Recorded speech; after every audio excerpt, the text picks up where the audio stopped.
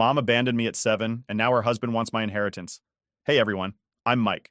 Before I jump in, do me a solid and hit that like button. Trust me, this story's a ride, and you don't want to miss any of it. So let's roll back the clock to when I was about 6. Back then, life felt pretty chill. I lived in this big house with my mom. My dad had passed away when I was just a baby, so it was just the two of us. He left me a fat inheritance, but being 6, I didn't really get what that meant. I just knew my mom always seemed to have money, and we lived comfortably. Anyway, one day, out of nowhere, my mom sits me down. Mike, honey, I have to go on a business trip. It's really important, okay? You're going to stay with Uncle Rick for a while. Now, at that age, I wasn't thinking too deep into it. Uncle Rick was the fun uncle, the one who let me watch movies I probably shouldn't have been watching and bought me candy whenever my mom said no. So, in my head, I was like, sweet, this is going to be awesome. She hugged me goodbye, and I remember thinking it'd just be for a few days, maybe a week. I waved her off, smiling, not realizing that'd be the last time I'd see her for a long time. Uncle Rick picked me up, and the first few days were great. We ate pizza, stayed up late watching movies. He even let me play his old video games. It was like this mini vacation, and I didn't have a care in the world. But then, things started to change. Days turned into weeks. I'd ask Uncle Rick when my mom was coming back, and he'd just brush it off. Soon, kiddo, soon. He'd say it with this kind of tired look in his eyes, like he wasn't so sure himself. Weeks turned into months, and that's when I really started to feel it. I'd see other kids at school getting picked up by their parents, and I'd be waiting for Uncle Rick, wondering why it wasn't my mom. I remember one time I asked him again, "When's Mom coming back?" And that's when he snapped. It was the first time I ever saw him mad. "Your mom's not coming back, kid," he said, all gruff. "She left you with me, so stop asking." I didn't understand what he meant at the time, but it hurt. Like, I felt this tight knot in my stomach. Why would my mom leave me? What did I do wrong? Living with Uncle Rick went from fun to a nightmare. He started getting annoyed with me over everything. If I left my toys out, he'd yell. If I asked him for help with my homework, he'd sigh like I was the biggest inconvenience ever. He'd say stuff like, "I didn't sign up to babysit some kid, and your mom just dumped you on me." I started to hide out in my room more. I didn't want to make him mad, so I just stayed out of his way. My room became my safe space. I had this small radio I'd listen to, and I'd just draw pictures for hours. It was the only thing that distracted me from everything else going on. Sometimes, I'd try to pretend my mom was just late, that any day now, she'd walk through the door and say, "Surprise, I'm back." But as weeks turned into months, that hope started to fade. There was this one night that really sticks out. I had this stuffed bear my mom gave me, one of those old, worn-out ones with a missing eye. I hugged it close, crying quietly, hoping Uncle Rick wouldn't hear me. I didn't want him to call me a crybaby or tell me to toughen up. But in that moment, I felt so alone. It was like everything I thought I knew about my life just crumbled. It's weird to think a 6-year-old could feel that way, but I did. Things just kept getting worse from there. Uncle Rick's attitude went from annoyed to straight up mean. He'd make comments about how I was eating too much or how I was costing him money. I was just a kid, so I didn't really understand how money worked, but I got the message. I was a burden. I started eating less, even when I was hungry, and tried to keep my room as clean as possible just to avoid any more yelling. But no matter what I did, it was never enough. He'd still get mad, slam doors, and sometimes just leave for hours. I'd be alone, sitting in that big, quiet house, and I'd wonder where my mom was. Was she thinking about me? Did she miss me at all? I remember one time, I found this old family photo album in one of the closets. There were pictures of me as a baby, pictures of my mom smiling and holding me, and even some of my dad. It made me feel, I don't know, like I was seeing a life I didn't remember. I flipped through it, hoping for some kind of clue, some hint about why she left, but all I saw were smiles and happy moments. It didn't make sense. How could someone just walk away from all that? Eventually, I stopped asking about her. I figured if she really cared, she'd be back by now. But she wasn't. So what was the point in holding on to false hope? I decided I had to take care of myself because no one else would. I buried myself in schoolwork. I figured if I couldn't control what was happening at home, I could at least control my grades. I became the quiet kid at school, head down, just doing my work. Teachers started noticing, saying I was gifted, and that I had a lot of potential. I didn't care about all that. I just wanted to keep my head down and survive. But sometimes, even when I was trying to focus, I'd see other kids playing with their parents, laughing, and it had hit me all over again. I'd wonder, what did I do wrong? Why wasn't I good enough? I didn't have answers, but the questions kept me up at night. It wasn't until years later that I realized those questions wouldn't ever go away. They just became a part of me, like this shadow I couldn't shake. It's tough when you're a kid, you know? You don't know how to make sense of stuff like that. All you know is what you feel, and I felt abandoned. Looking back now, I get why I buried myself in school. It was the one thing I could control. It felt like if I could ace my classes, if I could prove I was smart, maybe, just maybe, my mom would come back and be proud of me. Maybe she'd realize what she missed out on. But as time went on, that hope got smaller and smaller. And before I knew it, I was just surviving, getting through each day, one at a time, trying to figure out how to make it on my own. So I'm about 14 when this all went down. By this point, I'm used to keeping my head down, focusing on school and avoiding any trouble at home. I mean, school was my escape. It was the one place I could feel like I had some control, and the teachers actually seemed to like me. I kept to myself mostly. Didn't really have any close friends. It was easier that way, you know? No one asking too many questions. But then came this group project. Teachers love throwing these at us like they don't realize how much it sucks to get stuck with random people. Anyway, I get paired with Lisa. She was one of those people who seemed to have it all together, always smiling, always hanging with a big group of friends. We didn't talk much before that, but suddenly we're partners, and I'm thinking, great, she's gonna think I'm a total weirdo. First time we met up to work on the project, I was all awkward and quiet, but she didn't seem to care. She just chatted away like we'd known each other for years. After a while, I started to loosen up, and we actually got along pretty well. Turns out she was pretty chill and didn't have that stuck-up attitude I expected. Then one day, she asks me if I want to come over to her place to work on the project. I hesitated because honestly, going to other people's houses always felt weird to me. Like, I didn't want anyone to see how different my life was compared to theirs. But Lisa was persistent, and something about her made me want to say yes. So I did. Walking into her house felt like stepping into a whole different world. I mean, her family was like the total opposite of what I was used to. Her mom welcomed me with this big smile, like I was a part of their family already. "Hey Mike, you hungry? I made snacks." She said it so casually, like it was no big deal. But to me, it was. I couldn't even remember the last time anyone asked me if I was hungry, let alone made me anything. And her dad, man, he was something else. He actually sat down and asked me about school, my interests, all that stuff. "So, Mike, what do you like to do when you're not buried in books?" He'd ask, genuinely interested. It caught me off guard. I mean, no one ever really asked me stuff like that. I mumbled some answers, feeling shy and a bit out of place, but they made me feel welcome, like I wasn't some outsider intruding on their lives. Lisa's little brother even came over and showed me his video game collection, insisting we play together. It was such a simple thing, but it meant a lot to me. I realized I had been missing out on all these small moments that other kids probably took for granted. Sitting there, eating homemade cookies and playing video games, it felt like what I imagined a real family was supposed to be like. After that, Lisa and I started hanging out more, even outside of the project. She'd invite me over, and every time, her family treated me the same, like I was welcome there. Her mom would always say, "Mike, you're part of the family now. You don't need an invite, just come over anytime." I'd smile and nod, but inside it was like this warm feeling, like someone actually cared. I tried not to get too attached, though. I mean, it wasn't my family. It was Lisa's. And part of me was scared that if I let myself enjoy it too much, it'd all just disappear, like everything else in my life. But Lisa didn't let me pull away. She'd always be like, "Hey, you're coming over after school, right?" And I couldn't say no. She became my best friend, and her family became this safe place I could go to when things with Uncle Rick got too rough. There was this one day when everything felt different. I had a rough night before. Uncle Rick had gone off on me because I left a light on, and he kept saying stuff like, "You're nothing but trouble. Why couldn't your mom take you with her?" That hit me hard, and I went to school feeling pretty low. I must have looked miserable because Lisa pulled me aside and asked if I was okay. I tried to brush it off, saying I was just tired, but she wasn't buying it. "Mike, you know you can talk to me, right? Whatever's going on, I'm here for you." The way she said it, I could tell she actually meant it. So for the first time, I opened up a little.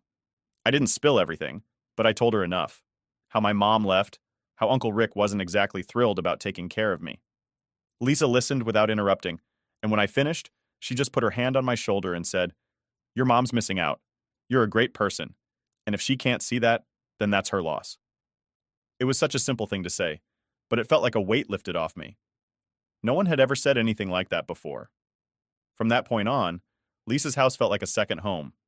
Her parents would always ask how my day was, and her mom would make these dinners that were better than anything I'd ever had at Uncle Rick's. It was like stepping into another universe every time I walked through their front door. I felt safe there, like I could finally relax and just be a kid for a while. But of course, the more time I spent there, the more I noticed just how different my life was. It was hard not to compare. I'd see how Lisa's family interacted, how they joked around, how her parents actually listened to her and supported her, and I'd realize how much I missed out on. I remember thinking, why couldn't my mom be like this? Why did she have to leave? But I kept those thoughts to myself. The last thing I wanted was to seem jealous or ungrateful when they were being so kind to me. I knew I couldn't stay at Lisa's forever, though. Every time I'd leave her house, it was like going back to reality. I'd walk home dreading whatever mood Uncle Rick might be in. Sometimes he wouldn't even be there. He'd be out late doing who knows what. And when he was home, it was like walking on eggshells, trying not to set him off. I started spending more and more time at Lisa's. Her parents didn't seem to mind. If anything, they encouraged it. Mike, you don't need to ask. Just come by anytime you want, her dad would say, giving me this reassuring smile. And I wanted to believe them, but part of me kept waiting for the day they'd get tired of having me around. I mean, why would they want to deal with someone else's kid when they had their own family? But that day never came. In fact, they seemed to go out of their way to make me feel included. One weekend, they even took me along on this family picnic. Lisa's mom packed this huge basket of food, and we all went to this park. It was one of those perfect days where everything just felt right. For a few hours, I forgot about all the stuff going on at home. I laughed, played soccer with Lisa's little brother, and for a moment, I felt like I belonged. That feeling of belonging was something I hadn't felt in years. And honestly, I started craving it. Lisa's family showed me what life could be like if you had people who genuinely cared about you. It gave me this tiny flicker of hope that maybe, just maybe, things could get better. But I knew better than to hold on to hope too tightly. Life had already shown me how quickly things could change, and that's where things stood. I had this second family that I cherished, but deep down, I still felt like an outsider. I was grateful, but there was always this voice in my head reminding me not to get too comfortable. After all, good things didn't usually stick around in my life for long. So I'm 17 at this point, almost done with high school and still spending a lot of time at Lisa's. I'd gotten used to things being a certain way. My routine was solid: school, Lisa's, home, and repeat. But then, out of nowhere, Uncle Rick hits me with some news that stopped me in my tracks. I remember it clearly. It was a Saturday afternoon. I was in my room doing some homework when I heard him yelling from the living room. "Mike, get out here," he shouted. I froze for a second, not sure what to expect. When he called like that, it usually wasn't for anything good, but I dragged myself out there, trying to stay calm. I walk in, and there he is, standing by the door, looking annoyed as usual. "Your mother's back," he says, like he's announcing the weather or something. My heart practically stopped. My mom, after all these years, it didn't feel real. I just stared at him, waiting for him to say it was a joke, but he didn't. "She's outside," he added, sounding fed up. "Go talk to her." I didn't know what to think. Part of me wanted to run out the door, hug her, and ask where she'd been. But the other part of me was pissed. Like after all this time, she just shows up like nothing happened? My hands were shaking as I walked out, and when I saw her, it was like I was looking at a stranger. She looked different. I mean, it had been almost 10 years, so of course she did, but still it was weird seeing her again. She had this guy with her, Jack. He had this big grin plastered on his face like he was trying way too hard. I remember thinking, who the hell is this guy? "Mike, sweetie," my mom said, all teary-eyed, like we were in some kind of reunion movie. "I've missed you so much." She pulled me into this awkward hug, and I stood there, stiff. I didn't hug her back. I mean, what was I supposed to do? Act like everything was fine, like she hadn't just vanished for nearly a decade? When she let go, she introduced me to Jack. "This is my husband," she said, like that was supposed to mean something to me. Jack reached out to shake my hand, and I did it, but I kept my guard up. He had this smile that was too wide, and I felt this gut feeling that something was off. "Hey there, bud.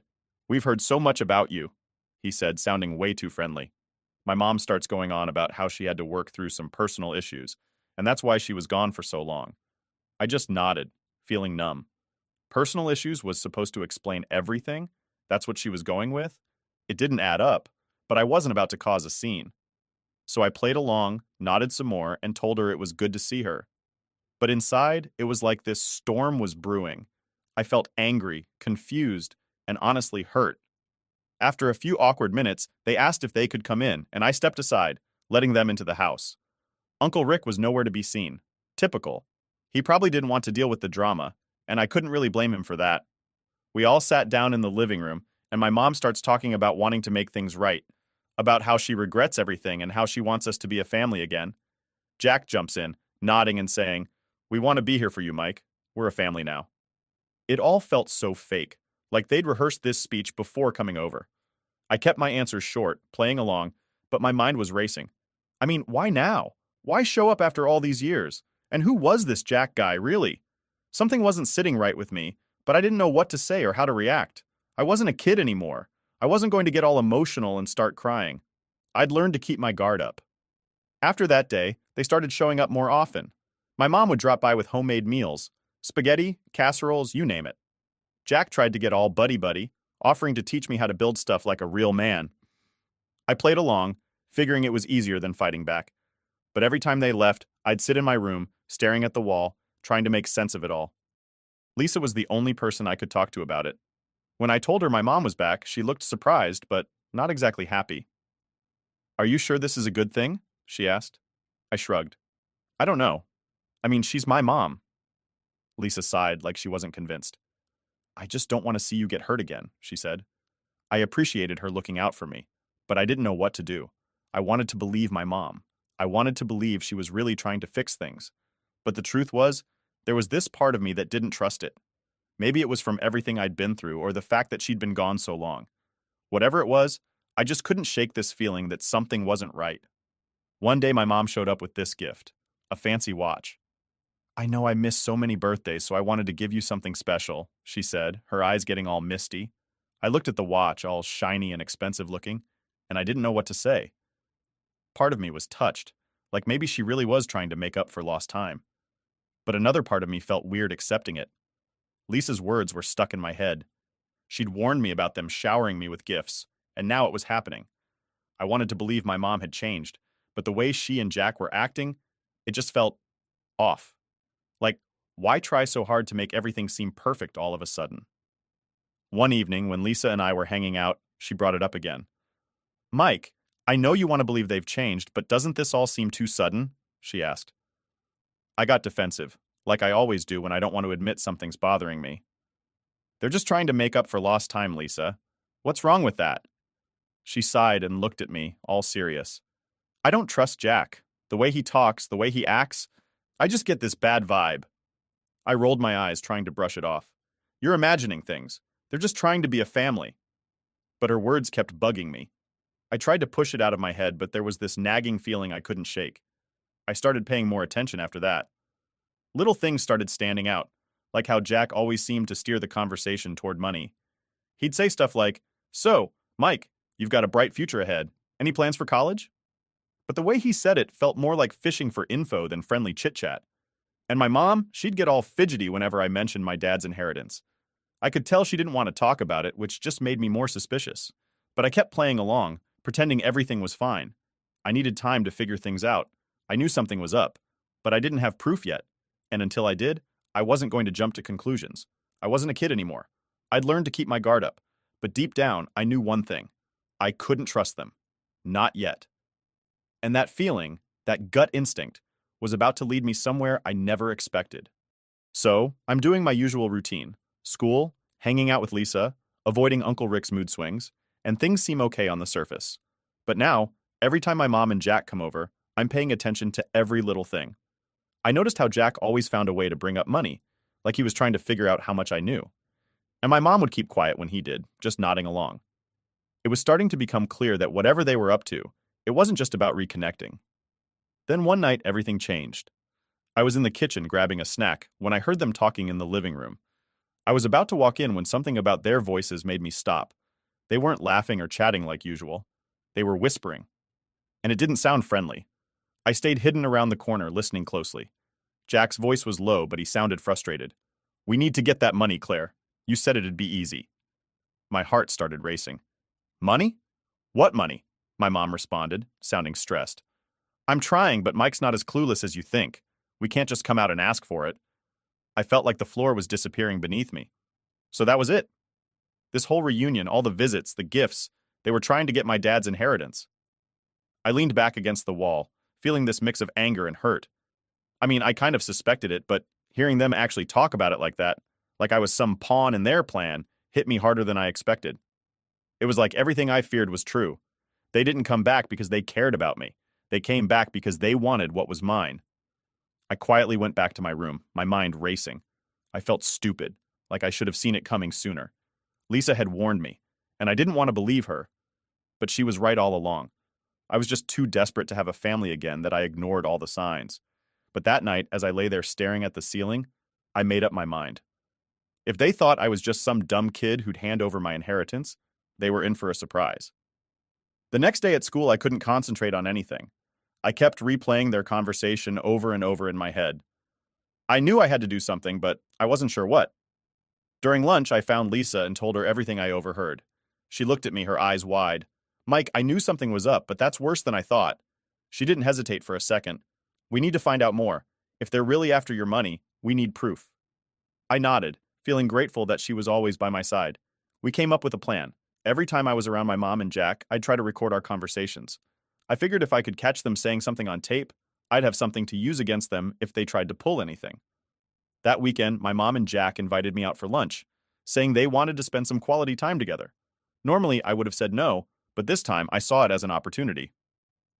I hid my phone in my pocket with the recorder on, making sure it was angled just right so it could pick up everything they said. We were sitting at the restaurant, and they were putting on their usual show, smiling, asking about school, pretending like they cared about my life. But then, Jack started steering the conversation toward college. So, Mike, have you thought about what you'll do after high school? College is expensive, you know, but I bet you're all set with your dad's inheritance, right? I tried to act casual, shrugging like I didn't really know. I haven't thought much about it, I lied. Jack leaned in a bit, lowering his voice like he was sharing some big secret. Well, your mom and I have been thinking. We know it's a lot to handle on your own, and we just want to make sure you're making the right decisions. I stayed quiet, letting him talk. He was doing that thing where he pretended to be concerned, but I knew better now. We could help you manage it, you know, just temporarily. Make sure it's invested properly. You wouldn't have to worry about a thing. I almost laughed at how obvious he was being, but I kept a straight face. I'll think about it, I said, playing dumb. Inside, I was fuming. It was so clear now. Everything they were doing was just to get to my money. Later, I showed the recording to Lisa. See? They're trying to get their hands on it, I said, my voice shaking with anger. She nodded, her face serious. We need more. One recording might not be enough if they deny it. You need to get them talking again. And this time, make sure they admit what they're really planning. I started watching their every move. The next time they came over, I acted like I was finally warming up to them. I let them talk about family, how they wanted to make things right. It was hard to fake it, especially when all I felt was anger, but I knew I had to play the long game. Jack seemed to fall for it. He got more comfortable, talking about their struggles and how they'd been through some tough times. He mentioned bad investments, money troubles, and how they needed help. I pretended to feel sorry for them, nodding along like I was considering helping out. Finally, Jack went for it. You know, Mike, we've done everything we can, but we're still in a bind. If you could sign over a small part of the inheritance just to get us back on our feet, we'd pay you back as soon as we can. That was the moment I'd been waiting for. I made sure the recorder caught every word. I'll think about it, I told him, pretending to be hesitant. My mom chimed in. Mike, we just want what's best for you. We're a family. Families help each other. Hearing her say that almost made me snap, but I held it in. If anything, it made me more determined to get the truth out there. After they left, I listened to the recording with Lisa. She nodded, satisfied. We've got enough. They're trying to manipulate you into giving up your money. We spent hours going through everything I had recorded, making sure we had a solid case. It was hard to accept that my own mom, the person who was supposed to care about me, was just using me, but I knew I couldn't let them win. I had worked too hard to get to where I was, and I wasn't about to let anyone take that away. That night, I felt a weird sense of relief. It was like I finally had some control over the situation. I knew what I had to do, and this time I was going to make sure they didn't get away with it. No more playing along. I was going to fight back. So, here we are. After all the sneaking around and recording, I finally had the evidence I needed. My mom and Jack had been trying to scam me out of my inheritance, and now it was time to confront them. But I knew I couldn't just run up to them, yelling about what I knew. I needed to be smart about it, make sure they couldn't worm their way out. First thing I did was talk to Lisa. She'd been my rock through all of this, and I trusted her more than anyone. We sat down and went through everything I had. Recordings, notes, everything. "We need a plan," she said, her eyes serious. "You can't just show them what you've got. They might try to twist things or worse, destroy evidence." She was right. If they caught wind of what I was doing too early, they could ruin everything. So we came up with a plan to catch them red-handed. I had to make them think I was ready to hand over the money. I know, it sounds risky, but it was the only way to get them to admit everything directly. We needed something they couldn't deny later on. I called my mom that evening. "Hey, I've been thinking about what you and Jack said," I told her, trying to sound unsure. "Maybe we could meet and talk more about it?" I could practically hear her relief over the phone. "Oh, Mike, that's great. Let's meet tomorrow for dinner, okay? We can talk through everything." Perfect. That's exactly what I wanted, an opportunity to get them both in one place. I made sure everything was set up, and I even asked Lisa to hang back at the restaurant as backup, just in case things went south. She agreed, saying, "We've got this, Mike. Don't worry." The next evening, I showed up to the restaurant with my phone ready, the recorder tucked in my pocket like before. I found my mom and Jack sitting at a table, all smiles like they hadn't just spent the past few months trying to scam me. "Hey, bud," Jack said, giving me that fake friendly grin of his. I forced a smile back and sat down, trying to look as relaxed as possible. We went through the small talk for a while, how school was going, what my plans were for after graduation.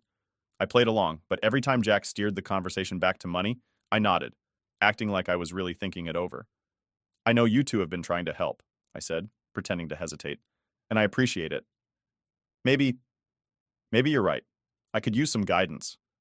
Jack's eyes lit up like he'd just won the lottery. "Well, we're just here for you, Mike. We want to make sure you're taken care of." My mom was nodding like her life depended on it. "We're a family, and families support each other," she added, trying to sound genuine. I let them keep talking, and soon enough, Jack started going on about how I should transfer part of the inheritance into an account he'd set up for my benefit. My heart was pounding, but I kept my face neutral. "Okay, I'm open to that," I said, "but I want to make sure everything's done legally. I was thinking we could meet with a lawyer to make sure it's all above board." Jack's face twitched for just a second, and I knew I'd hit a nerve. He tried to cover it up, smiling again. Of course. We want to make sure you're protected, after all." But my mom looked nervous, like she was scared of what might come next. I pushed a little more. "I actually have a lawyer friend who said they could come by right now. Is that okay?" I said, trying to act casual. The truth was, I'd set everything up already. Lisa's dad was a lawyer, and he agreed to come and help me with this. I wanted witnesses, people who could back me up if things got ugly. Jack's smile wavered, and my mom's eyes went wide. Mike, honey, there's no need for that," she said, her voice shaky. "We trust each other, don't we?" That's when I knew they were panicking. They hadn't expected me to get a lawyer involved. "Yeah, but I just want to make sure everything's clear," I said, keeping my tone friendly. "It's a big decision, right?" I could see them both starting to sweat. Jack opened his mouth to say something, but before he could, Lisa's dad walked in, wearing a professional look that screamed, "No nonsense!" "Hi, I'm Mr. Collins, Mike's legal representative," he said, sitting down next to me. "I understand there's some discussion about transferring assets." The tension was so thick you could cut it with a knife. Jack tried to play it off, saying, "Oh, we were just talking about some ideas, nothing serious?" But I wasn't about to let them backpedal. "Actually, Jack, you were saying earlier that you needed the money to help with some debts, right?" He shot me this look like he wanted to strangle me right there. But with Lisa's dad sitting next to me, he had no choice but to keep up the act. "Well, yes, just some temporary assistance," he mumbled, clearly annoyed. "Is that so?" Mr. Collins said, raising an eyebrow. "Because if you're asking Mike to transfer any part of his inheritance, it needs to be documented properly. Otherwise, it could be considered financial manipulation." My mom looked like she was about to cry. "Mike, we just want what's best for you. We wouldn't do anything to hurt you," she insisted. But the act was up. I could see it on their faces. They knew they'd lost. That's when I pulled out my phone, playing the recordings I had collected over the past few weeks. My mom and Jack's voices filled the room, their words clear as day. Jack's face went pale, and my mom's hands started shaking. "We were hoping you could sign over your inheritance," Jack's voice said from the recording. "We're in a bind." Jack tried to reach over the table like he was going to grab my phone, but Lisa's dad stopped him. I wouldn't do that if I were you, he said calmly. It's all being recorded. My mom broke down then. She started crying, saying she was sorry, that she never meant for things to go this far. But I just stared at her, feeling empty. You didn't mean for this to happen? You were planning this the whole time, I said, my voice steady. I trusted you, and you tried to use me. Jack wasn't as emotional. He leaned back in his chair, his face stone cold. Fine, you got us. But let's not act like you're some innocent kid. You've been living off your dad's money for years, and we're just trying to get our share. Hearing that felt like a punch to the gut, but it also made everything clear. This wasn't about family. It was about greed, plain and simple. Get out, I said, pointing to the door. Both of you. I'm done. They left, my mom still crying, and Jack muttering under his breath. When they were gone, I felt this weird mix of relief and sadness. Lisa's dad put a hand on my shoulder. You did the right thing, Mike, he said. Lisa, who'd been waiting just outside, came in and gave me a hug. I'm proud of you. You stood up for yourself. I nodded, but the truth was, I felt a bit broken. I'd wanted a family, and now I had none. But as I looked at Lisa and her dad, I realized I still had people who cared about me, people who had my back. Maybe it wasn't the ending I hoped for, but at least it was real. And sometimes that's all you can ask for. I kicked out my girlfriend and stepdaughter after they tried to exclude me from her wedding that I'm paying for. So, my stepdaughter Sarah is getting married on August 3rd. The whole wedding planning thing has been eating up her and her mom's time for months now. I'm talking every conversation, every free minute. They're obsessing over it. I say her mom because, well, we've been living together for about 10 years, but we're not married. And honestly, after everything that's happened, I'm really glad we never tied the knot. Anyway, back to Sarah. She graduated last December from university, which, by the way, I paid for. It was a state school, so not like Ivy League expensive, but still, $40K is nothing to sneeze at. And it's not just college I helped with. I also bought her a car so she could get to and from school. She's been living with us throughout her college years, and even after she graduated, still no job. She just chills at the house while planning her wedding. Now let me tell you about her real dad, David. Total deadbeat. He pops in and out of her life like some ghost that only shows up when it suits him. He's never contributed a penny to her education, hasn't paid any child support. Don't even get me started on that. And yet Sarah worships the ground this guy walks on. Every time he shows up, she's all, dad this and dad that, like he's some kind of superhero. Meanwhile, I've been the one holding it all together, paying for everything, being there when she needed anything. It's frustrating, but honestly, I've always just chalked it up to Lisa, my girlfriend, enabling it. She never pushed for child support in the settlement, and always made sure David had a place in Sarah's life, even when he'd disappear for months and break her heart over and over. Fast forward to the wedding planning. The venue holds about 250 people, which seems like a lot, but when you start adding up the bride's side, the groom's side, plus friends and family, it fills up fast. So, I figured, since I'm footing most of the bill, I should at least get to invite a handful of people. I'm not asking for much, just 20 people. Close friends, a couple family members, people who've been part of my life and helped me through the years. Lisa said, yeah, no problem, we'll take care of it, so I didn't think twice about it. Now here's where things start to go south. One Saturday, I'm out golfing with one of my buddies, Jake, who's on my list of 20 people I wanted at the wedding. Just casual talk, I asked him if he's coming, and he looks at me like I've got 3 heads. He says, nah, man, I didn't get an invite, but I got this announcement thing. So I'm like, what do you mean an announcement? And he goes to his car, digs around in the back seat through months of old mail, and pulls out this envelope. Sure enough, it's a wedding announcement, not an invitation. And guess whose name isn't on there? Mine. It's got David's name, her real dad, and Lisa's name, but nowhere does it mention me. The guy who's paying for this whole thing? At that point, I could feel the heat rising in my face. I kept my cool, but inside I was furious. So later, I go home and confront Lisa about it. And what does she say? Oh, well, 250 is a tight number and we had to make some cuts. Wait, what? My people, the 20 people I wanted at this wedding, didn't make the cut? I'm the one bankrolling this thing, and I can't even have 20 of my own people there? It was one of those moments where you can't even believe what you're hearing. Like, how did this even happen? So I'm standing there, seething, while she's trying to explain how there just wasn't enough room and that if some people don't RSVP, maybe we could squeeze a couple of my people in. At this point, I'm already thinking of pulling the plug on this whole thing. I mean, if they're not going to respect me enough to include the few people I care about, why am I even involved?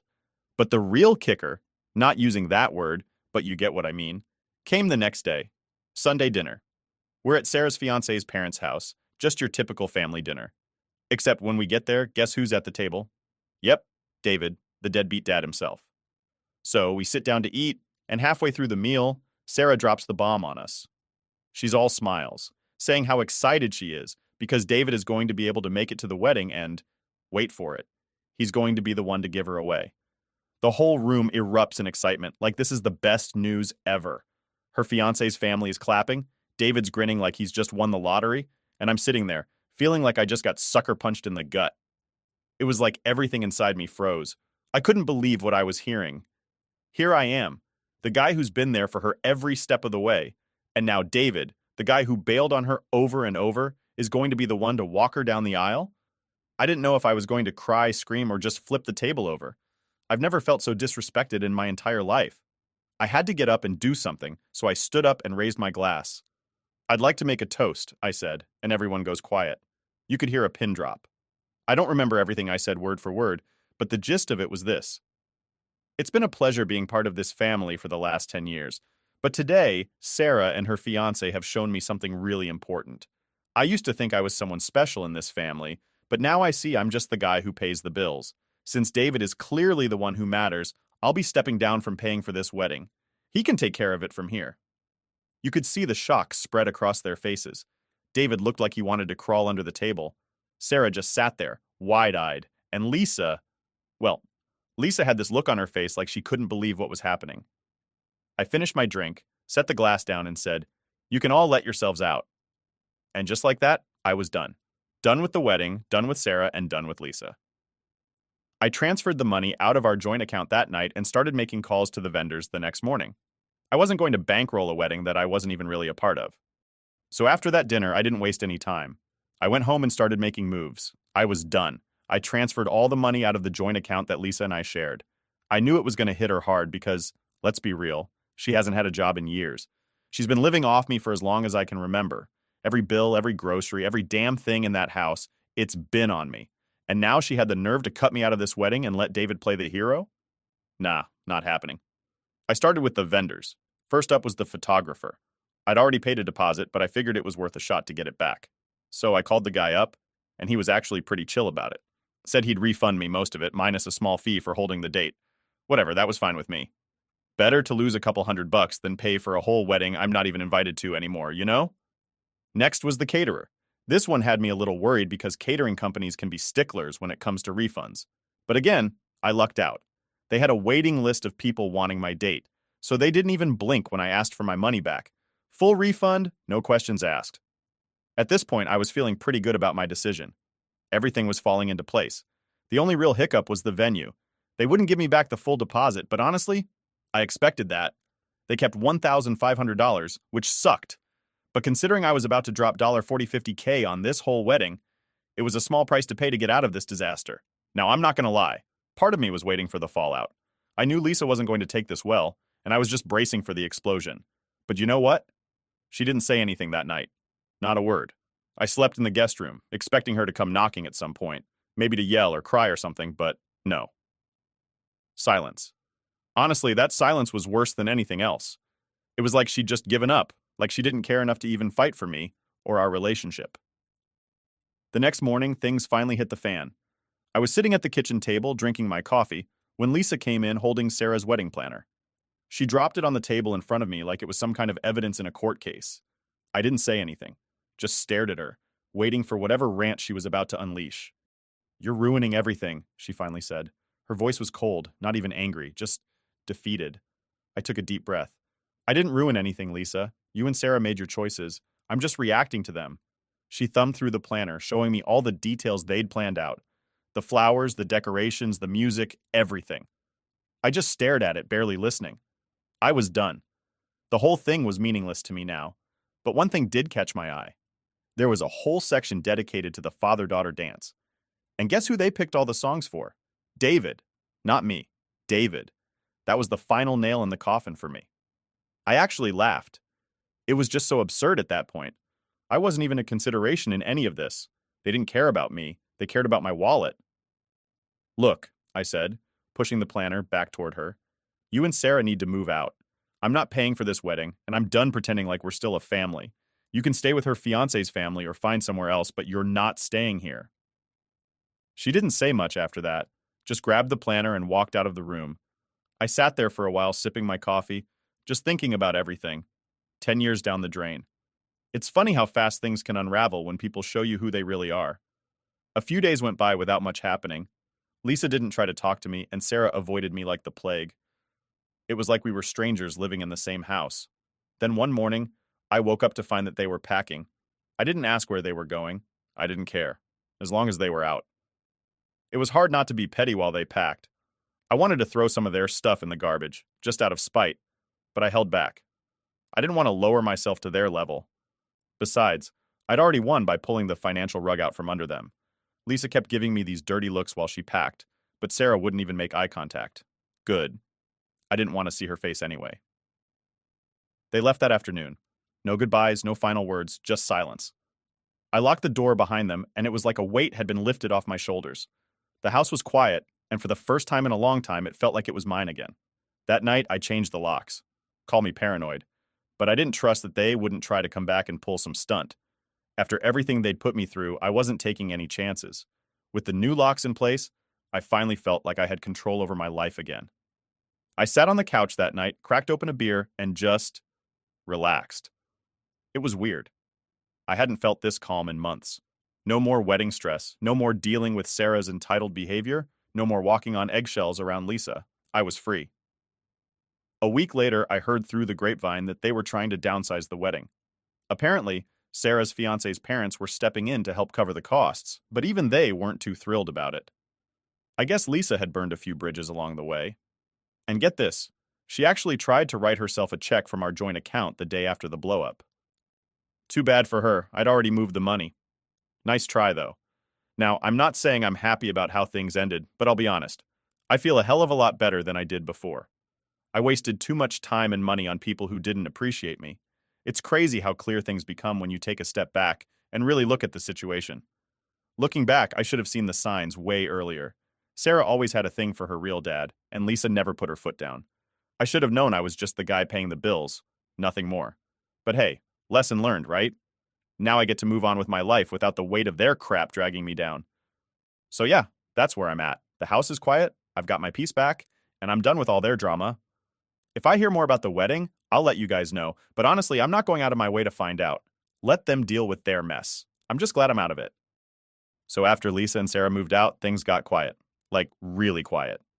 It was weird at first. 10 years of noise and chaos, and now it's just me. I thought it'd feel lonely, but honestly, it was peaceful. No more wedding drama, no more worrying about Sarah's constant attitude, or Lisa guilt-tripping me. Just silence. But then came the aftermath, the part I didn't really expect. Once the dust settled, I started getting calls. And not just from Lisa or Sarah, nah, they stayed away, but from people who heard, through the grapevine, that I'd pulled the plug on the wedding. I guess word spreads fast when you've got drama this big. First call was from one of Lisa's friends, Maggie.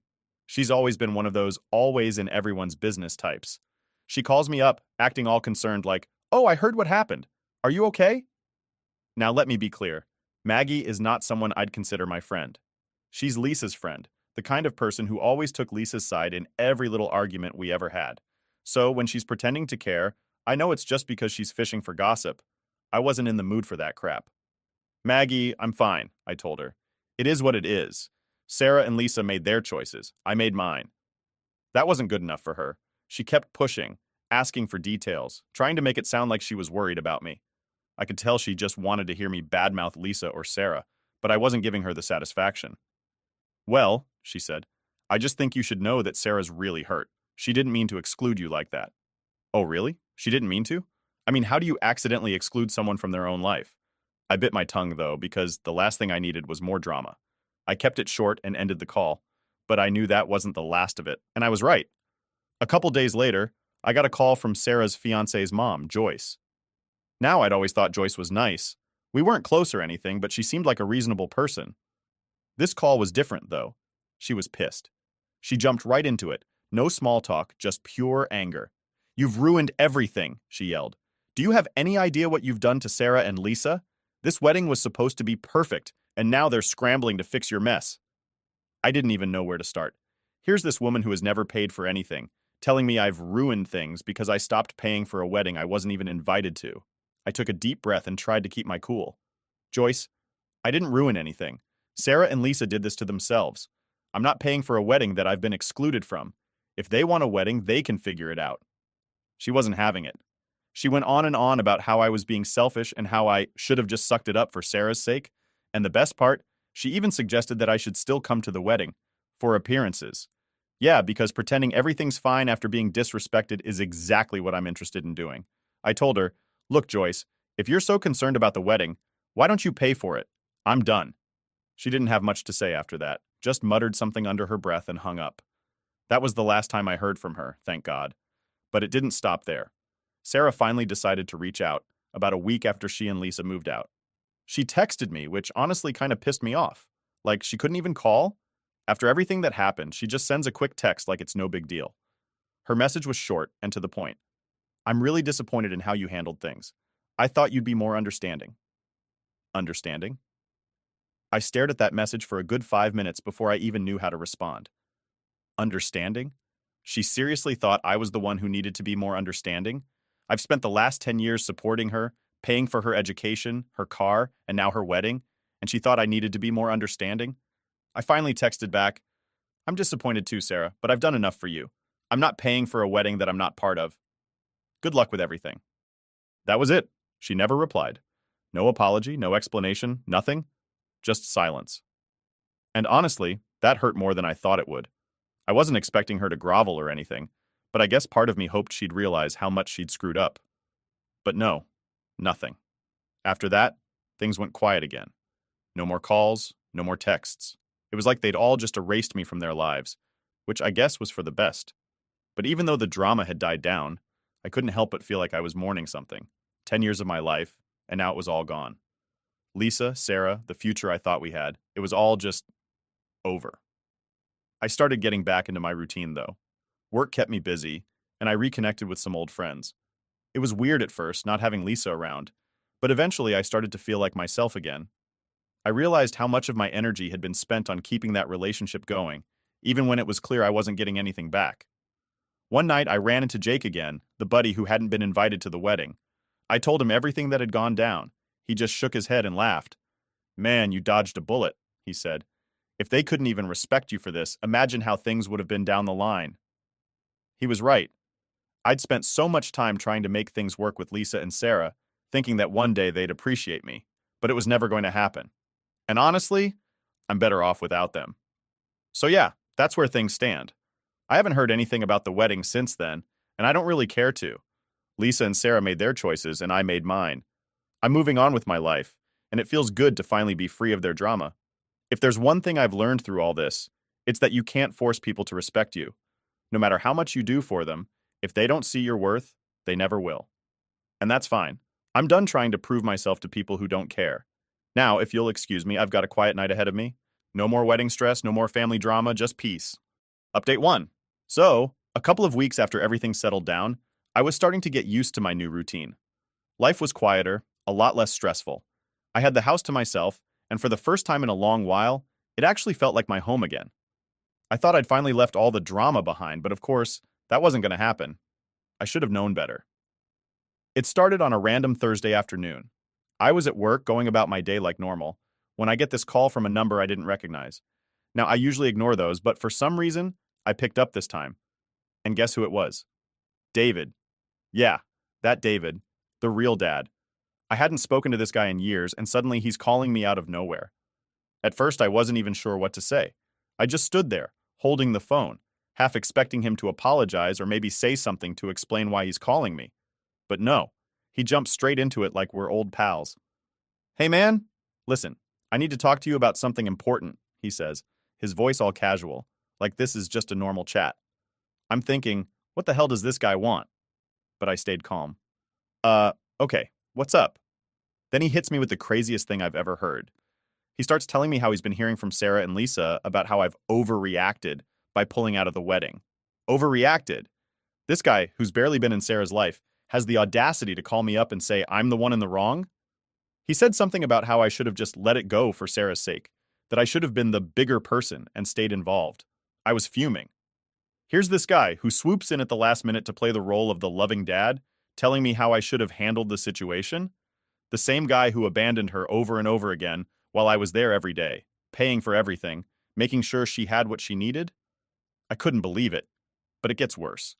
After lecturing me about how I was wrong, he drops the real reason he's calling. Apparently, Sarah and her fiancé were struggling to make ends meet with the wedding after I pulled out, and David was trying to convince me to pitch in again. He actually had the nerve to ask if I could help him pay for the wedding. The same wedding I wasn't even invited to. I couldn't help it. I started laughing. I didn't mean to, but the whole thing was just too ridiculous. This guy seriously thought I'd hand over my hard-earned money to bail him out after he and Sarah pushed me aside? Nah, not a chance. David, I said, still trying to stop myself from laughing, there's no way I'm giving you a single cent. You and Sarah made your choices. You want to play dad? Go ahead and pay for the wedding yourself. There was a long pause on the other end of the line, and for a second, I thought maybe he'd hung up. But then he sighed and said, "Come on, man. We're family. This is for Sarah's happiness." That hit a nerve. Family? I've spent 10 years trying to be there for Sarah, trying to build a family with her and Lisa. And now, suddenly, he's family because it's convenient? I wasn't having any of it. "We're not family," I said, my voice harder than I meant it to be. "You haven't been around. You don't get to play the family card now just because it suits you. If you really care about Sarah, then you figure it out. I'm done." And then I hung up. I'm not proud of it, but at that moment, I didn't care. I was done being the nice guy, done being walked over. The whole thing left a bad taste in my mouth, though.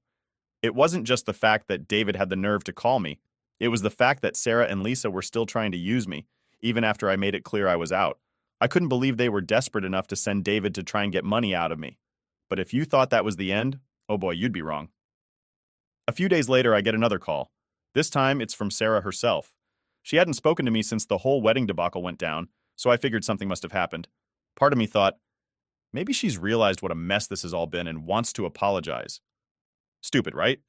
I answer the phone, and before I can even get a word in, she's already going off. "Why are you making things harder for everyone? Do you know how much stress you've put me under? You should have just gone along with it. Why couldn't you just be supportive?" I'm standing there, phone in hand, just stunned. I don't even know how to respond at first because it's like she's talking to a different version of me, one who apparently hasn't done anything for her over the last decade. "Sarah," I said, trying to stay calm, "I was supportive. I've been supporting you for 10 years. I paid for your school, your car, everything. But I'm not paying for a wedding I've been cut out of. That's not how this works." She wasn't having it. She kept going on about how I was ruining everything and how I needed to stop being selfish. I couldn't believe it. Here I was, the guy who had been there for her every step of the way, and now I'm the selfish one because I won't bankroll a wedding where I've been erased. That's when I realized I wasn't dealing with the same Sarah anymore. The Sarah I helped raise, the one I'd spent years supporting, was gone. She had been replaced by someone who only saw me as a means to an end. As long as I was paying, I was useful. But the moment I said no, I was the villain. It hurt, more than I'd like to admit. But in that moment, I made peace with it. I wasn't going to change her mind, and I wasn't going to win this argument. I'd already won by walking away from the wedding, and that was enough. "Look, Sarah," I said, my voice steady, "you've made your choices. I've made mine. I wish you and your fiancé the best, but I'm done. You're on your own." And that was it. She didn't reply, just hung up. After that, I knew I had to close this chapter for good. I was done being the guy they turned to only when they needed something.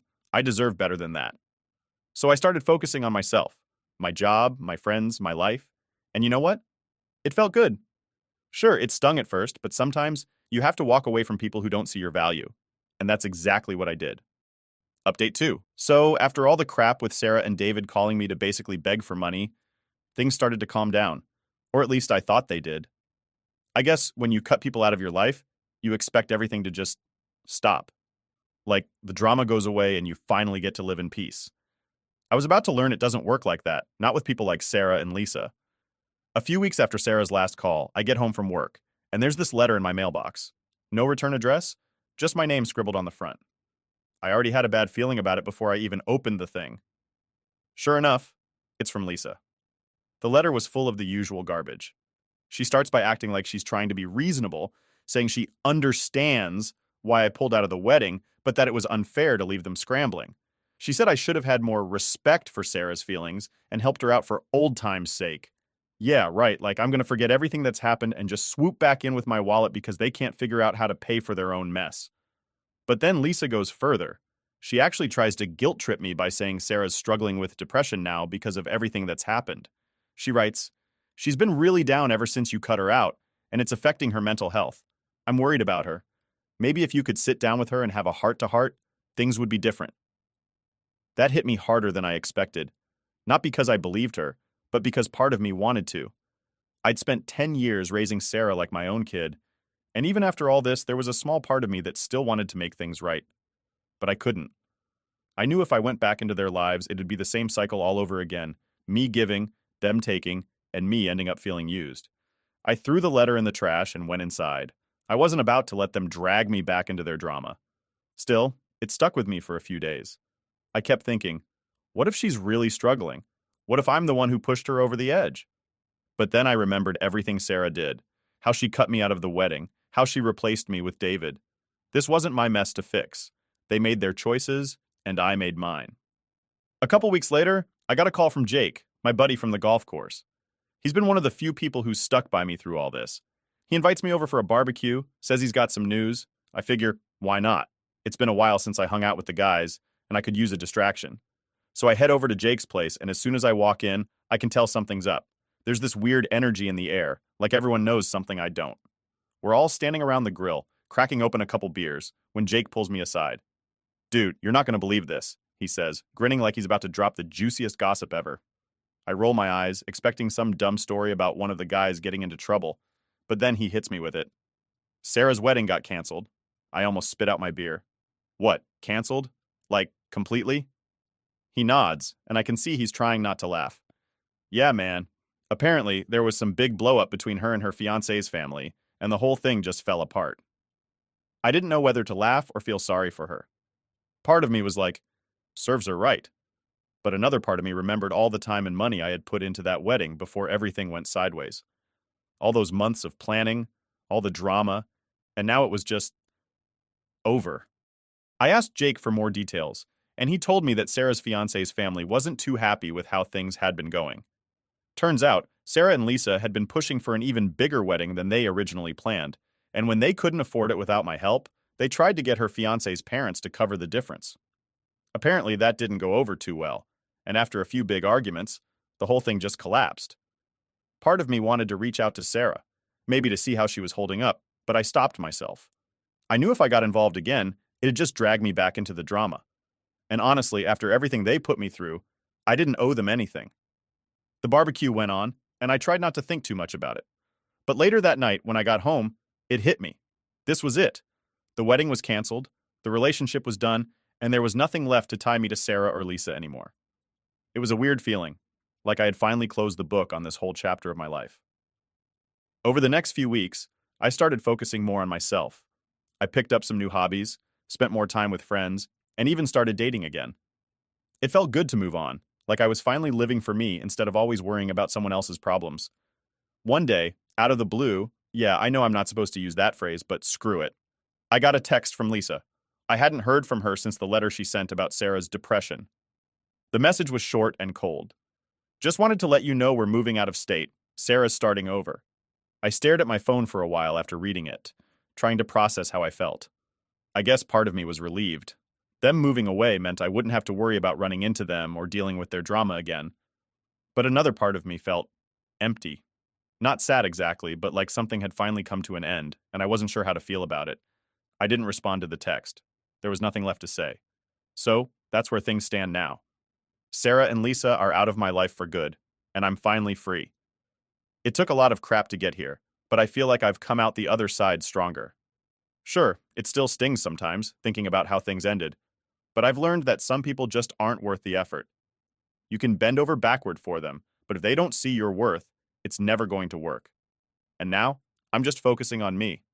It's funny how much better life gets when you stop putting your energy into people who don't appreciate it. Anyway, thanks for sticking around through all of this. Life's looking up, and I'm ready for whatever comes next. No more drama, no more games, just peace. My dad stole my college scholarship money and threatened to kill himself because I was angry. I said, go ahead. All right, so here's how it all started. I'm in my first year of college, right? Feeling like I've made it. Like I'm on track to get my life together and do something decent. I worked hard as hell in high school, got a full ride scholarship to this university, and even had my housing covered. It felt like a dream, you know? Except that dream went up in flames because of my dad. So, to give you some background, I come from a pretty messed up family situation. My dad? Well, he's been unemployed for as long as I can remember. Literally decades. He's always working on something or waiting for the right opportunity. But the truth is, he just doesn't feel like working. My mom's not much better, but we'll get into that later.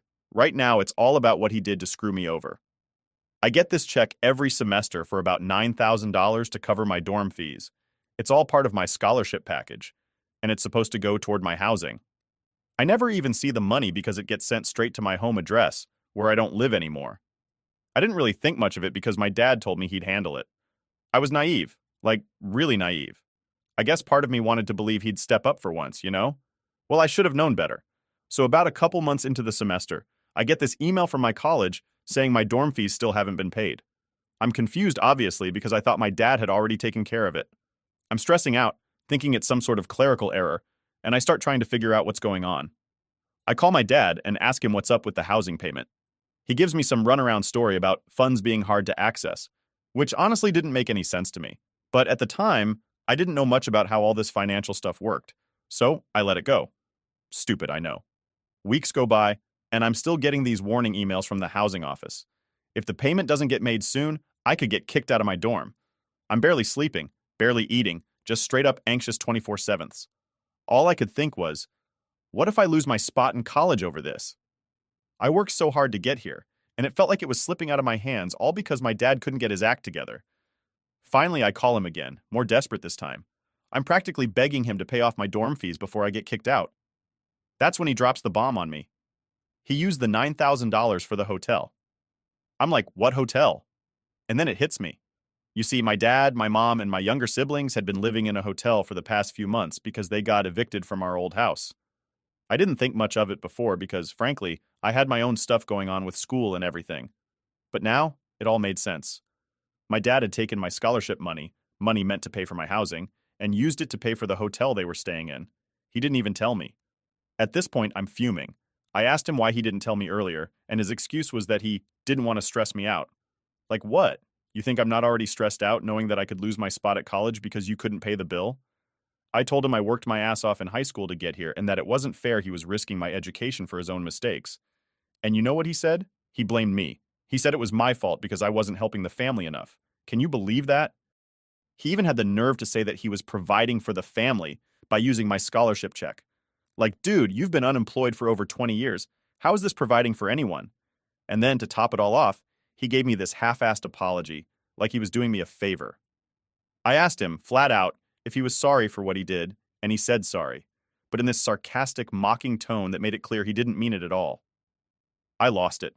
I told him he was full of crap and that he'd ruined everything. That's when he pulled his usual stunt, threatening to kill himself. Now, I'm not trying to sound cold, but this wasn't the first time he'd done this. Anytime I push back on anything, he pulls the I'm gonna kill myself card to make me feel guilty. Normally, I'd back down and apologize just to keep the peace, but not this time. I was too angry. I told him straight up to go ahead and do it. And then I hung up. After that, I felt a weird mix of guilt and relief.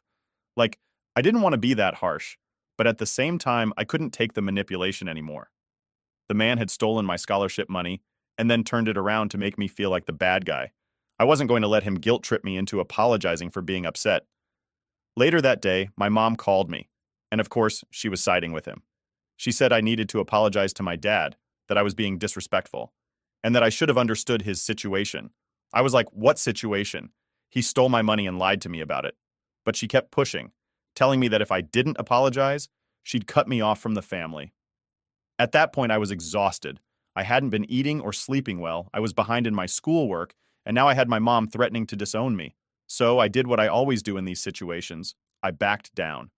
I told her I'd apologize just to keep the peace, but deep down I wasn't sorry at all. The whole situation had me questioning everything. Like, how did I end up in a position where I had to apologize for being angry that my dad stole from me? It felt so twisted. But that's just how things were in my family. My dad was always the victim, and my mom was always there to back him up no matter how bad things got. Anyway, that's where things stood. I was stuck, my housing still wasn't paid for, and I was left trying to figure out what to do next. The only thing I knew for sure was that I couldn't trust my dad with anything anymore. But even then, I couldn't fully break away. Not yet. So after that mess with my dad using my scholarship money, things were tense as hell between us. I was still at school, trying to keep up with my classes, but it was hard. I mean, how could I focus when I didn't even know if I'd have a place to live in a few weeks? Every day I was getting more and more emails from the housing office, and I kept having to make excuses about why the payment hadn't gone through yet. All the while, my dad is over here acting like he's done nothing wrong. He kept promising that he'd get the money together, saying he was working on it, and that I needed to stop worrying. But how could I not worry? The deadline was creeping up fast, and I couldn't just sit around hoping he'd magically come through. Thanksgiving break was coming up, and I was dreading going back home. I didn't even want to see my dad after everything that had happened, but I didn't really have a choice. It was either go home or stay in the dorms alone, and honestly, I didn't want to spend the holiday by myself. I figured I'd just go home, keep my head down, and avoid any big arguments. When I got there, things were super awkward right away. My dad was pretending like nothing had happened, trying to act all friendly, but I wasn't having it. I could feel this weird tension between us, like we were both waiting for the other one to snap. My mom, on the other hand, was doing her usual thing of playing peacekeeper, trying to brush everything under the rug. She kept telling me, "Just let it go. It's Thanksgiving. Don't start anything." But I was still pissed. At dinner, we all sat around the table, and I could barely eat. Every bite felt heavy, like I was swallowing a rock. My dad kept trying to make small talk, asking me about school and how my classes were going, like he actually cared. I gave short answers, trying to just get through the meal without blowing up. But then he brought up the scholarship money, and that's when I lost it. He casually mentioned how he'd figured it all out and would have the money by the weekend. I couldn't help it. I laughed, like really laughed, because I'd heard that line so many times by now that it was almost funny. Almost. "Sure, you'll have it by the weekend," I said, my voice dripping with sarcasm. "Just like you've had it for the last 2 months, right?" My dad's face dropped, and he got defensive immediately.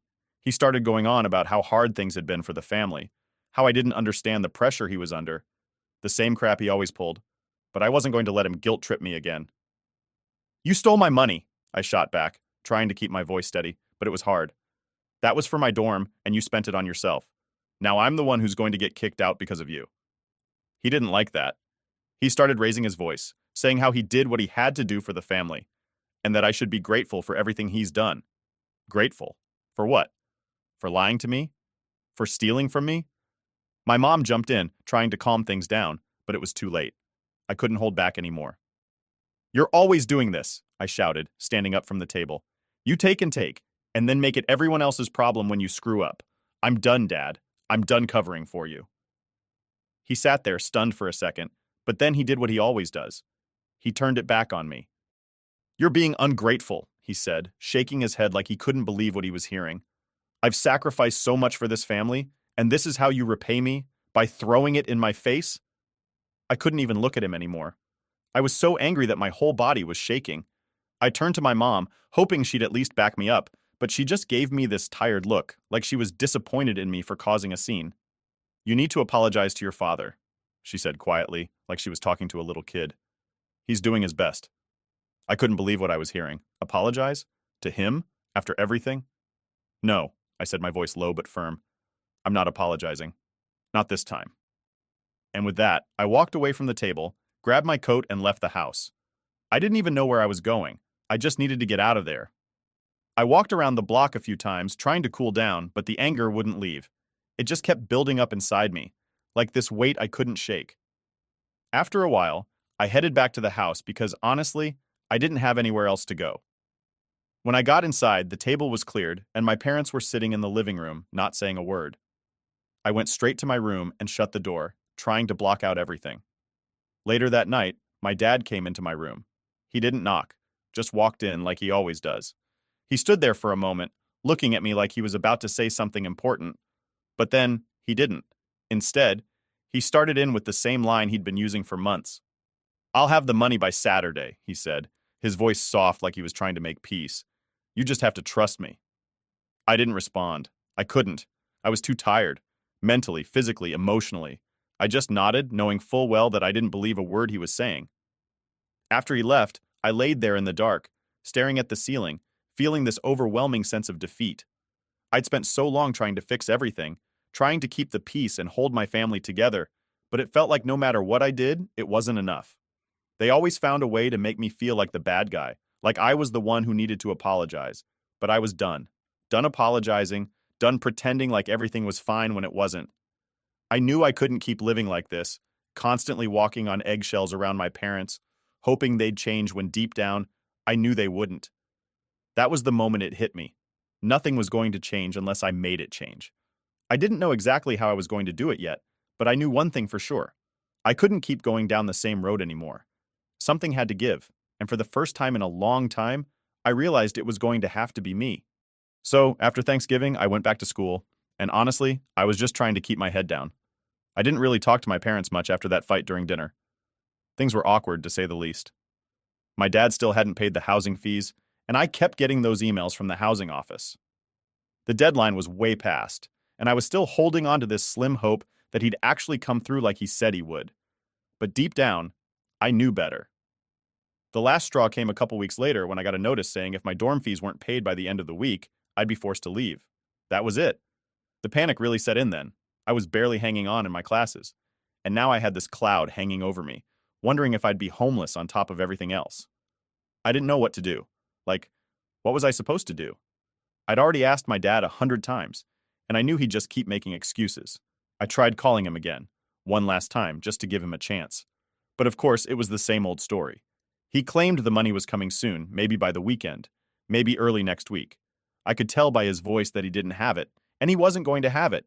He kept throwing around excuses like, "It's harder than you think," and "I'm doing my best." But honestly, I was sick of hearing it.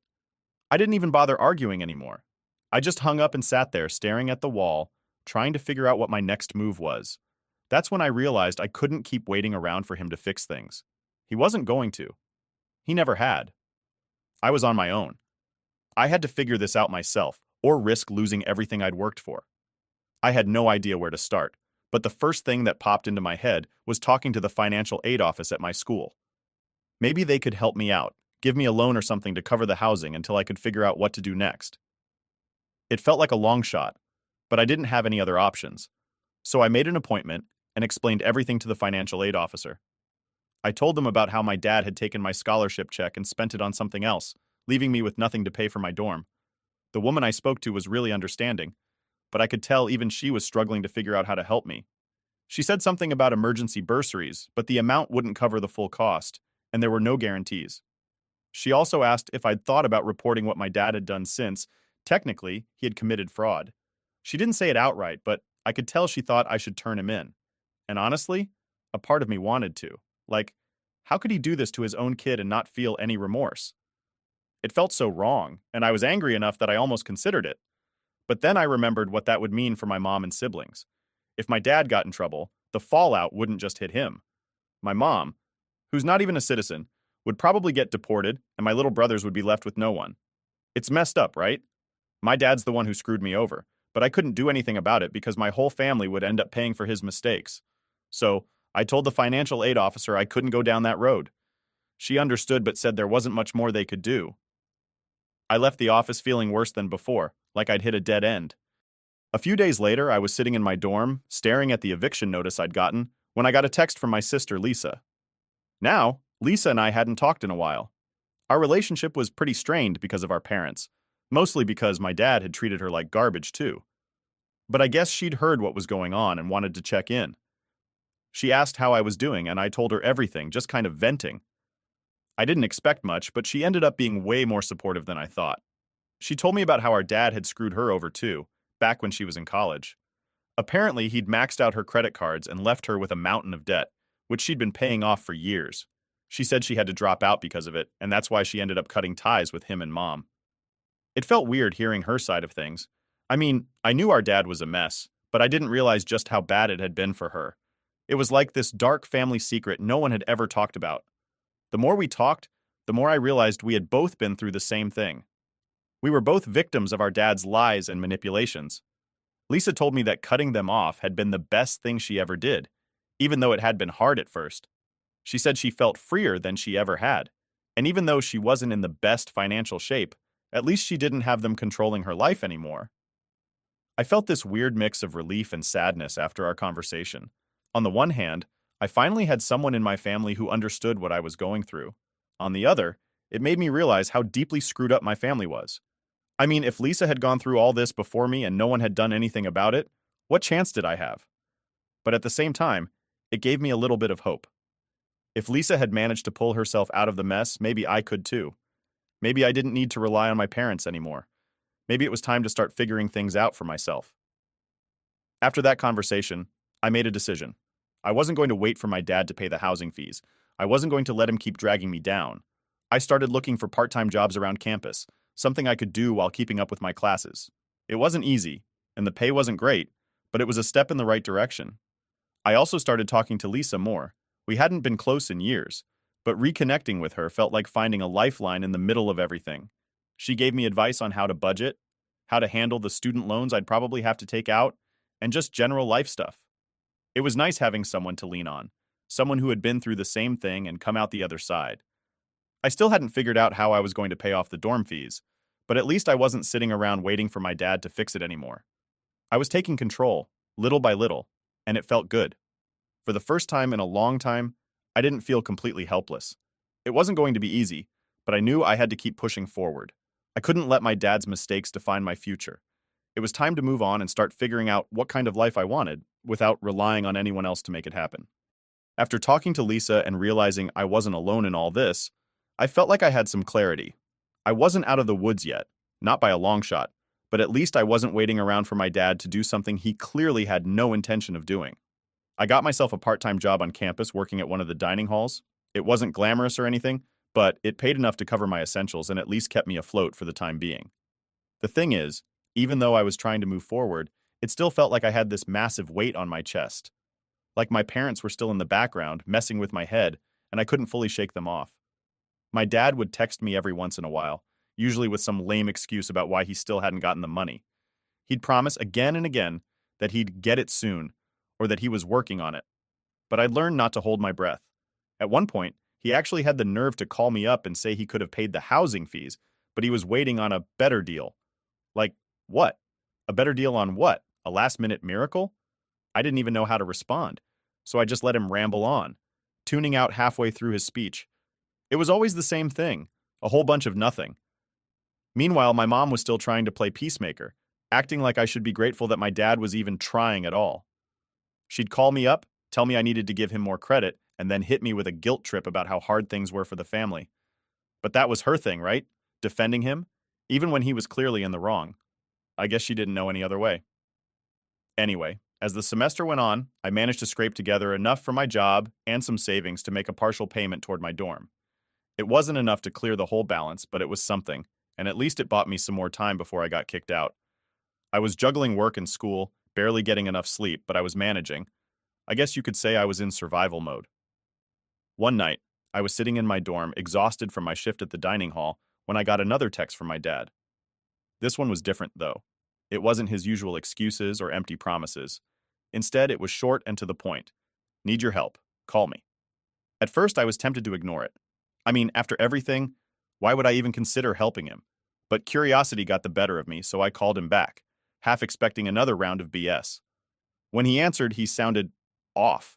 Not his usual fake confident self. He sounded nervous, maybe even desperate. I asked him what was going on, and he launched into this story about how he'd gotten in over his head with some debts he hadn't mentioned before. He said he was being hounded by creditors and that if he didn't pay up soon, things were going to get ugly. I didn't know what to say. Like, this was classic my dad behavior. Digging himself into a hole and then expecting someone else to pull him out. But even still, I felt this tug. Despite everything, he was still my dad, and a part of me didn't want to see him completely crash and burn. But at the same time, I was so done with his nonsense. I couldn't believe he was asking me for help when he hadn't even been able to help me with my own situation. Why are you telling me this? I asked him, not really sure where this was going. I need you to help me, he said, his voice shaky. I'm out of options here. I don't know what else to do.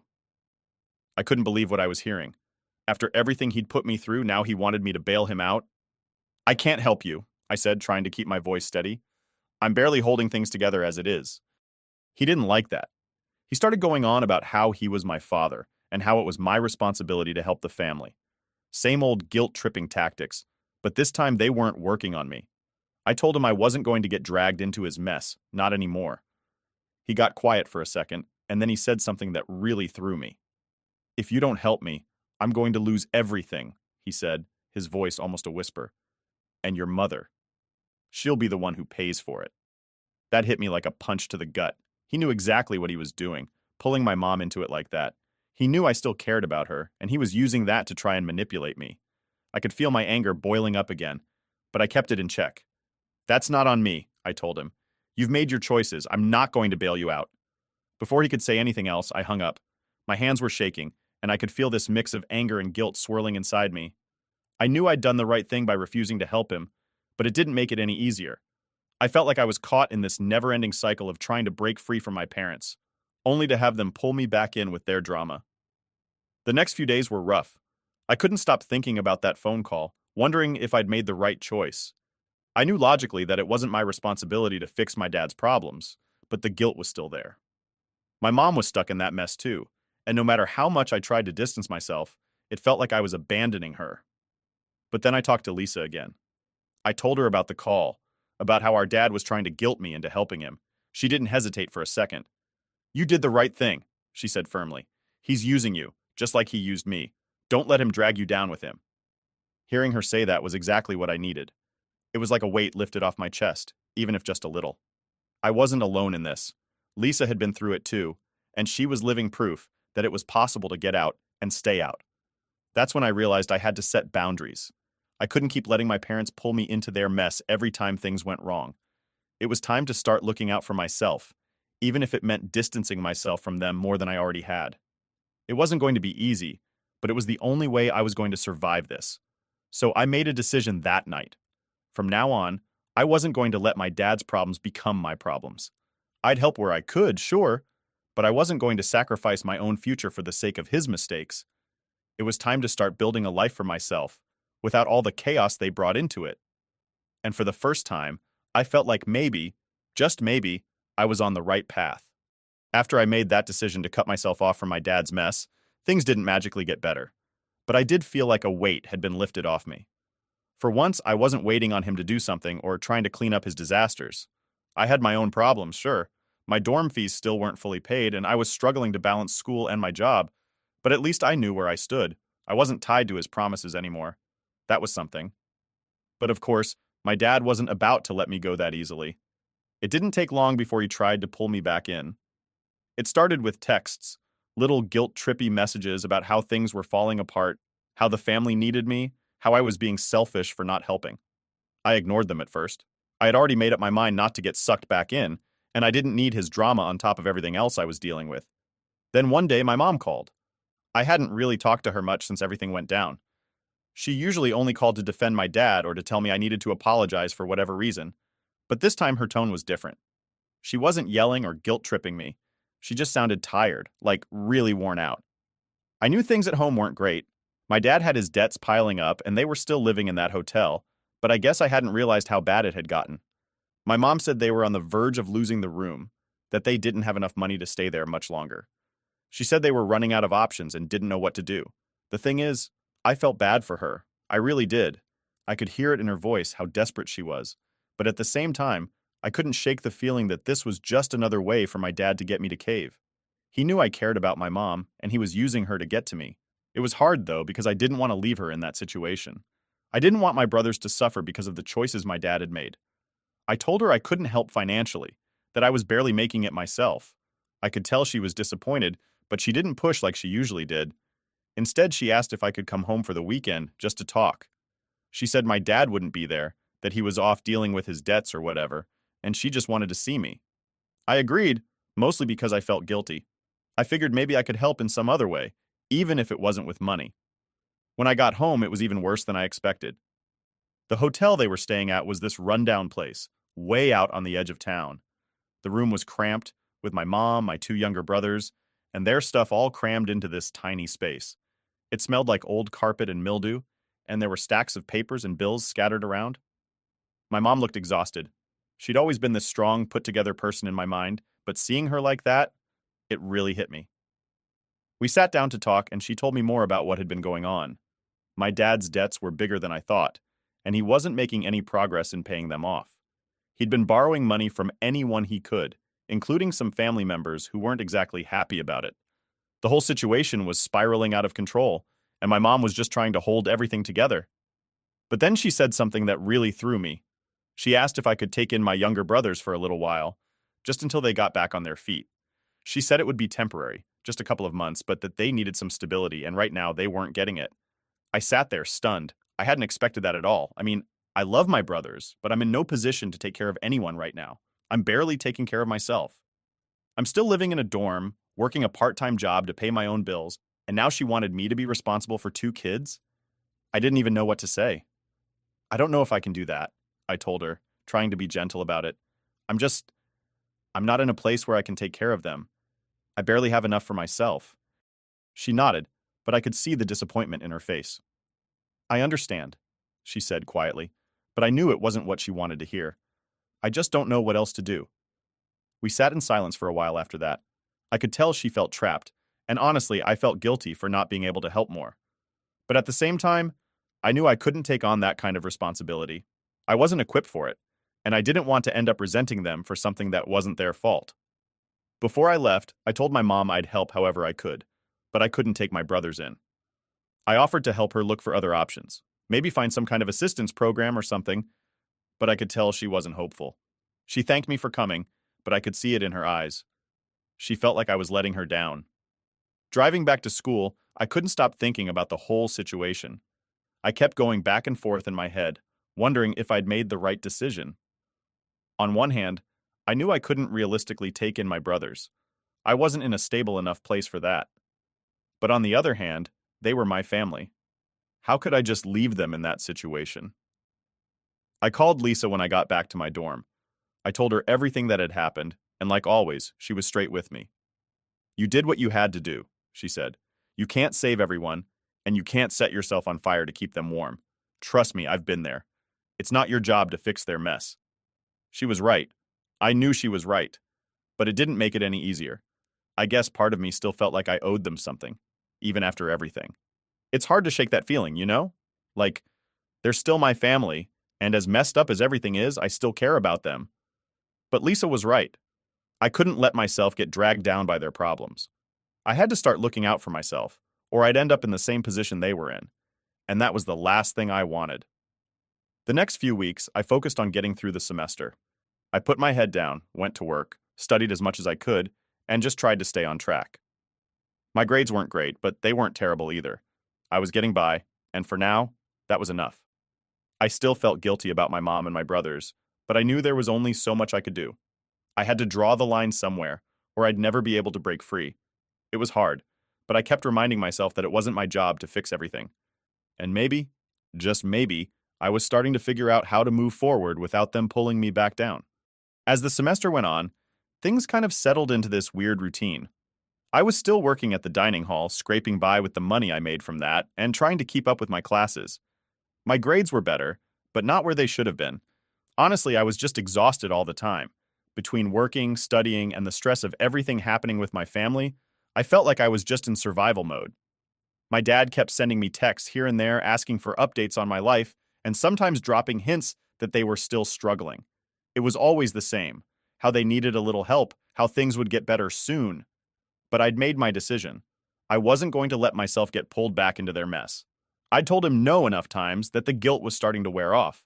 I guess when you hear the same sob story over and over, it just loses its power. One weekend, out of nowhere, my dad called me again. I debated answering, but figured it would be better to just get it over with. When I picked up, his voice was tense. He told me that he and my mom had been fighting nonstop, and she had finally had enough. She'd left the hotel with my younger brothers and gone to stay with a friend. He made it sound like it was some huge betrayal, like she was abandoning the family. But I couldn't help but feel relieved. I knew she was in a toxic situation, and if this meant she was finally standing up for herself, maybe things would actually change. I didn't really know what to say, though. I mean, what do you even say to that? I told him I was sorry things had gotten so bad, But I wasn't about to get sucked back into their drama. He started ranting about how she wasn't being fair, how she was overreacting, and how he was still trying to fix things. But the more he talked, the more I realized that he wasn't really upset about her leaving. He was upset that he'd lost his control over her. It's crazy, but for the first time in my life, I saw my dad for what he really was. Not just some clueless guy who'd made a few mistakes, but someone who manipulated the people around him to keep them dependent on him. And now that my mom had finally broken free, he was panicking because he didn't know how to function without her. I didn't say much during the call. I just let him rant until he finally gave up and hung up. But after that, I started thinking about everything. About how my whole life, my parents had been controlling me the same way. They'd used guilt and manipulation to keep me in line, to make me feel like I owed them something. And it worked for a long time. But now I was seeing things more clearly. I talked to Lisa about it later that night. She wasn't surprised at all. She said that's just how our dad operated. He'd done the same thing to her for years before she finally cut him off. It was weird, though, because even though I was relieved my mom had left him, part of me felt guilty for not being there for her. I mean, I knew it wasn't my job to fix things, but it still felt wrong to just watch it all fall apart. Lisa, being Lisa, didn't let me sit in that guilt for too long. She reminded me that I'd done everything I could and that my mom had made her choice to stay with him for so long. It wasn't on me to rescue her, and she had to figure things out on her own. I knew she was right, but it was still hard to shake that feeling of responsibility. Over the next few weeks, things got quieter. My dad stopped calling as much, and I didn't hear much from my mom either. It felt strange, like this calm after the storm. I wasn't sure if they were still fighting or if they'd somehow patched things up. Part of me wanted to check in, but the other part of me knew I needed to keep my distance. I couldn't get sucked back into their problems again. During that time, I started focusing more on myself, on getting through my classes, figuring out my next steps, and just trying to rebuild my life outside of all the chaos. It was hard, but for the first time, I felt like I was actually in control. I wasn't waiting on anyone else to save me. I was doing it on my own. I also started seeing a counselor at school. It wasn't something I'd ever thought I'd do, but after everything that had happened, I figured it couldn't hurt to talk to someone. It was weird at first, opening up to a stranger about all the stuff I'd been through, but it actually helped a lot. The counselor helped me sort through all the guilt and frustration I'd been carrying for so long, and for the first time, I started to see things from a different perspective. She told me something that really stuck with me. You're allowed to take care of yourself first. You can't pour from an empty cup. It sounds simple, but it hit hard. I'd spent so much time worrying about my family, about what they needed, and how I could help them, that I'd completely ignored my own needs. It was time to change that. By the end of the semester, I felt like I was finally starting to find my footing again. My grades were solid, and I was even considering taking on more hours at the dining hall to save up some extra cash. I wasn't where I wanted to be yet, but I was getting there, slowly but surely. Then, one day, out of the blue, my mom called. She told me she'd left my dad for good. She'd found a place to stay with a friend, and she was figuring things out with my younger brothers. It wasn't perfect, but it was a start. I could hear the relief in her voice, and for the first time in a long time, she sounded free. I didn't know how to respond at first. Part of me wanted to jump in and help, to offer whatever support I could, but the other part of me knew I needed to keep my boundaries. So I told her I was proud of her for leaving, and that if she needed anything, I was here to talk. But I didn't offer more than that. I couldn't. After we hung up, I sat there for a while, just processing everything. It felt like this huge chapter of my life was finally closing. My parents were no longer the center of my world, and I wasn't responsible for fixing their problems anymore. It was a strange feeling, liberating, but also a little scary. But I knew one thing for sure. I was moving forward. My family would always be there, in some way or another, but they didn't control me anymore. I was done with that part of my life, and now it was time to focus on what came next. Whatever that was, I was ready. We were funding my husband's nephew's college, but after he called me a slut, we cut him off. I'm 39F, been married to Jake, 42M, for over 15 years now. For the most part, our marriage has been great. We don't have a lot of issues, no huge fights or anything, except for one big thing that hit us a few years ago: infertility. I never really talked about it much, but we both really wanted kids. Like, we tried everything: doctors, treatments, the whole deal, but nothing worked out for us. Adoption was something we considered, but it's a huge process where we live. You'd think it'd be easier to help a kid in need, right? But it's not. Plus, with both Jake and me working full-time, it felt impossible to give a kid the attention they'd deserve. We didn't want to be those parents who adopt and then don't have time for the child, so we decided to put that plan on hold. Around that time, we had this idea. Since we couldn't have kids of our own, we figured we'd help out family instead. Jake's sister, Karen, 44F, was really struggling. She's a single mom with 3 kids, and her ex-husband, Frank, was a real piece of work. Total deadbeat, alcoholic, barely paid child support. Karen was doing her best, working 2 jobs just to get by, but it was clear she was drowning. Her kids, Lily, 23F, Max, 20M, and Lucas, 17M, were good kids, but it was obvious Karen couldn't afford their education. So, being the nice people we are, Jake and I decided we'd help pay for the kids' schooling. It felt like the right thing to do. We didn't want Karen or the kids to feel like they had no options, and we had enough savings to cover tuition. Plus, it's family, you know? You help out when you can. At first, everything seemed fine. Karen was super grateful, and her kids were respectful, at least back then. Lily, the oldest, was always a star student. She graduated college, got a great job, and was making something of herself. She thanked us all the time for what we did, even though she probably could have figured it out on her own. But we were happy to help. Max and Lucas were younger, still in high school, and at the time, they seemed like good kids too. They were doing fine in school, and everything felt like it was working out. We were helping out, the kids were doing well, and Karen wasn't as stressed out. Win-win, right? Well, things started to go south the moment Max finished high school. That's when I started noticing this shift in how he acted. He graduated, and we asked him, like we did with Lily, what his plans were for college. Instead of being excited or even appreciative, Max hit us with this. I don't want to go to college. Just give me the money instead. I remember Jake and I just staring at him, confused. Like what? College money isn't pocket change you can just spend on whatever. So Jake asked him, what do you want the money for? And Max casually says he wants to start a business. He said it like we should have known already. Now, don't get me wrong, starting a business isn't a bad idea if you've got a plan, but Max didn't have one. He had no idea what kind of business he wanted to start, no clue about anything, really. He just said, I'll figure it out. Like that was enough for us to hand over thousands of dollars. Jake pressed him a bit more, asked, okay, what's the business idea? And all Max could say was, something online. That was it. No details, no strategy, no nothing, just something online. It felt like he thought we were stupid or something. We didn't say no right away, but we told him we needed time to think it over. Max just shrugged and said, cool, and left it at that. But that wasn't the end of it. A couple of weeks later, Max starts following up with us, like it's our responsibility to give him this money. He's texting Jake all the time, asking if we've made a decision. It felt like he was acting as if we owed him this money, which made 0 sense to me. Jake and I sat down, talked it over, and decided there was no way we were giving him the money for this half-baked idea. Max had no business experience, no plan, and honestly, no respect for the fact that we were even considering helping him. We didn't want to set him up to fail by throwing money at something that wasn't going to work. When Jake told him our decision, Max completely flipped out. And here's the kicker. He didn't throw a tantrum at us. Oh no, that would have been too easy. Instead, he ran to Karen and Linda, Jake's mom, and started complaining that we weren't supporting him. He made it sound like we were being unreasonable, like we'd promised him this money and we're now going back on our word. Then Karen gets involved, and now we've got the whole family breathing down our necks. Karen's telling us that we need to support Max's dreams, and Linda's saying we're not keeping our promise to help with the kids' education. Jake shut that down real fast, telling them both that we weren't giving Max the money because he had no plan. He made it clear we'd happily pay for Max's college tuition if he ever decided to go back to school, but we weren't funding some mystery business that didn't exist. Karen and Linda tried to guilt us into it, but we held firm. After a few rounds of back and forth, things went quiet. For a while, I thought maybe that was the end of it.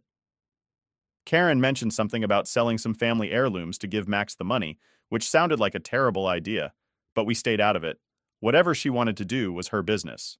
Then, surprise, surprise, Max's business never happened. All that talk. And it didn't go anywhere. No shock there. But here's where things get really awkward. After Max's business idea flopped, he came crawling back acting like nothing happened. He told us he was ready to go to college now and asked if we'd cover his tuition. And you know what? We did. We're suckers, I guess. But something was off. Even though we were paying for his education like we promised, Max's attitude toward us changed. He went from being friendly and talkative to giving us the cold shoulder. It was like, all of a sudden, we weren't good enough for him. He'd barely talk to us at family gatherings, and when he did, it was short, one-word answers. No thanks. No appreciation. Just silence. That's when I realized that maybe this whole thing was a mistake. Helping Karen and her kids was supposed to be a good thing, but now it felt like we were dealing with a couple of entitled brats who didn't give a damn about anything but the money. And that's just the start of where things went wrong. But I'll get to the rest later. So after all that back and forth with Max's failed business idea, things were awkward, but we thought we'd moved past it. He was back in college, and we were paying for his tuition just like we said we would. But then Karen invited us to dinner for Lucas's 17th birthday, and let me tell you, that's when everything went downhill. Fast. Now, going into this dinner, I wasn't exactly thrilled. Things had been tense ever since Max pulled that stunt with the business, but Jake thought it'd be a good idea for us to go and try to keep the peace. You know, family and all that. So I agreed. But I had this feeling in the pit of my stomach that something was off. I just didn't know how bad it was going to get. We get to Karen's house, and at first, everything seems pretty normal. The kids are there, Karen's there, and Linda, Jake's mom, is there too, of course. We sit down for dinner, and right away I can tell something's different with Max. He's always been kind of distant since the whole business blow-up, but this time he's barely talking to us. Just quick answers, no real conversation, and he's not making any eye contact. I try to ignore it and focus on Lucas's birthday. It's his day, after all, and I don't want to make it about the awkwardness between us and Max. But then, about halfway through the dinner, Lucas suddenly drops a bomb on me. Out of nowhere, he looks straight at me and says, "How could Jake even find you attractive? You're so old and ugly." I froze. I literally didn't know what to say. I mean, what do you even say to something like that? I could feel the blood drain from my face, and I just sat there, staring at him, trying to process if I actually heard that right. It felt like time stopped for a second. Like, did this 17-year-old kid really just insult me like that at his own birthday dinner? Before I could even react, Jake was already on his feet. He snapped. He's usually pretty calm, but this time he was furious. He turned to Lucas and said, "What the hell did you just say?" The whole table went dead silent. And you know what the worst part was? Karen, Max, and Linda, they were all laughing. Like Lucas had just made the funniest joke in the world. They didn't seem to care that I was sitting there, totally humiliated, trying to figure out what I did to deserve that kind of insult. Jake wasn't having any of it. He turned to Lucas and said, "Apologize, right now." But Lucas just smirked and said, "What? It was just a joke." That's when I lost it. I could feel my face burning with embarrassment and anger. It wasn't just a joke, and he knew it. They all knew it. I turned to Karen, hoping she'd step in and tell her son to knock it off. But instead she just shrugged and said, "Come on, it's his birthday. Don't ruin the night over something so small. He's just a kid." Just a kid? Are you kidding me? He's 17, not 7. He knew exactly what he was doing, and the fact that she was brushing it off like it was no big deal? I couldn't believe it. Jake was livid. He told Lucas again, "Apologize or we're leaving." Lucas just sat there, grinning like he'd won something, and Karen? She just sat there too, like this was all totally fine. Linda, of course, chimed in with her usual people can have opinions, as if calling me ugly at a family dinner was some kind of valid criticism. That was it. Jake stood up, grabbed my hand, and said, "We're leaving. This conversation isn't going anywhere until you all apologize to her." As we were standing to leave, Linda grabbed my arm and tried to pull me back into my chair. "Come on, it's his birthday.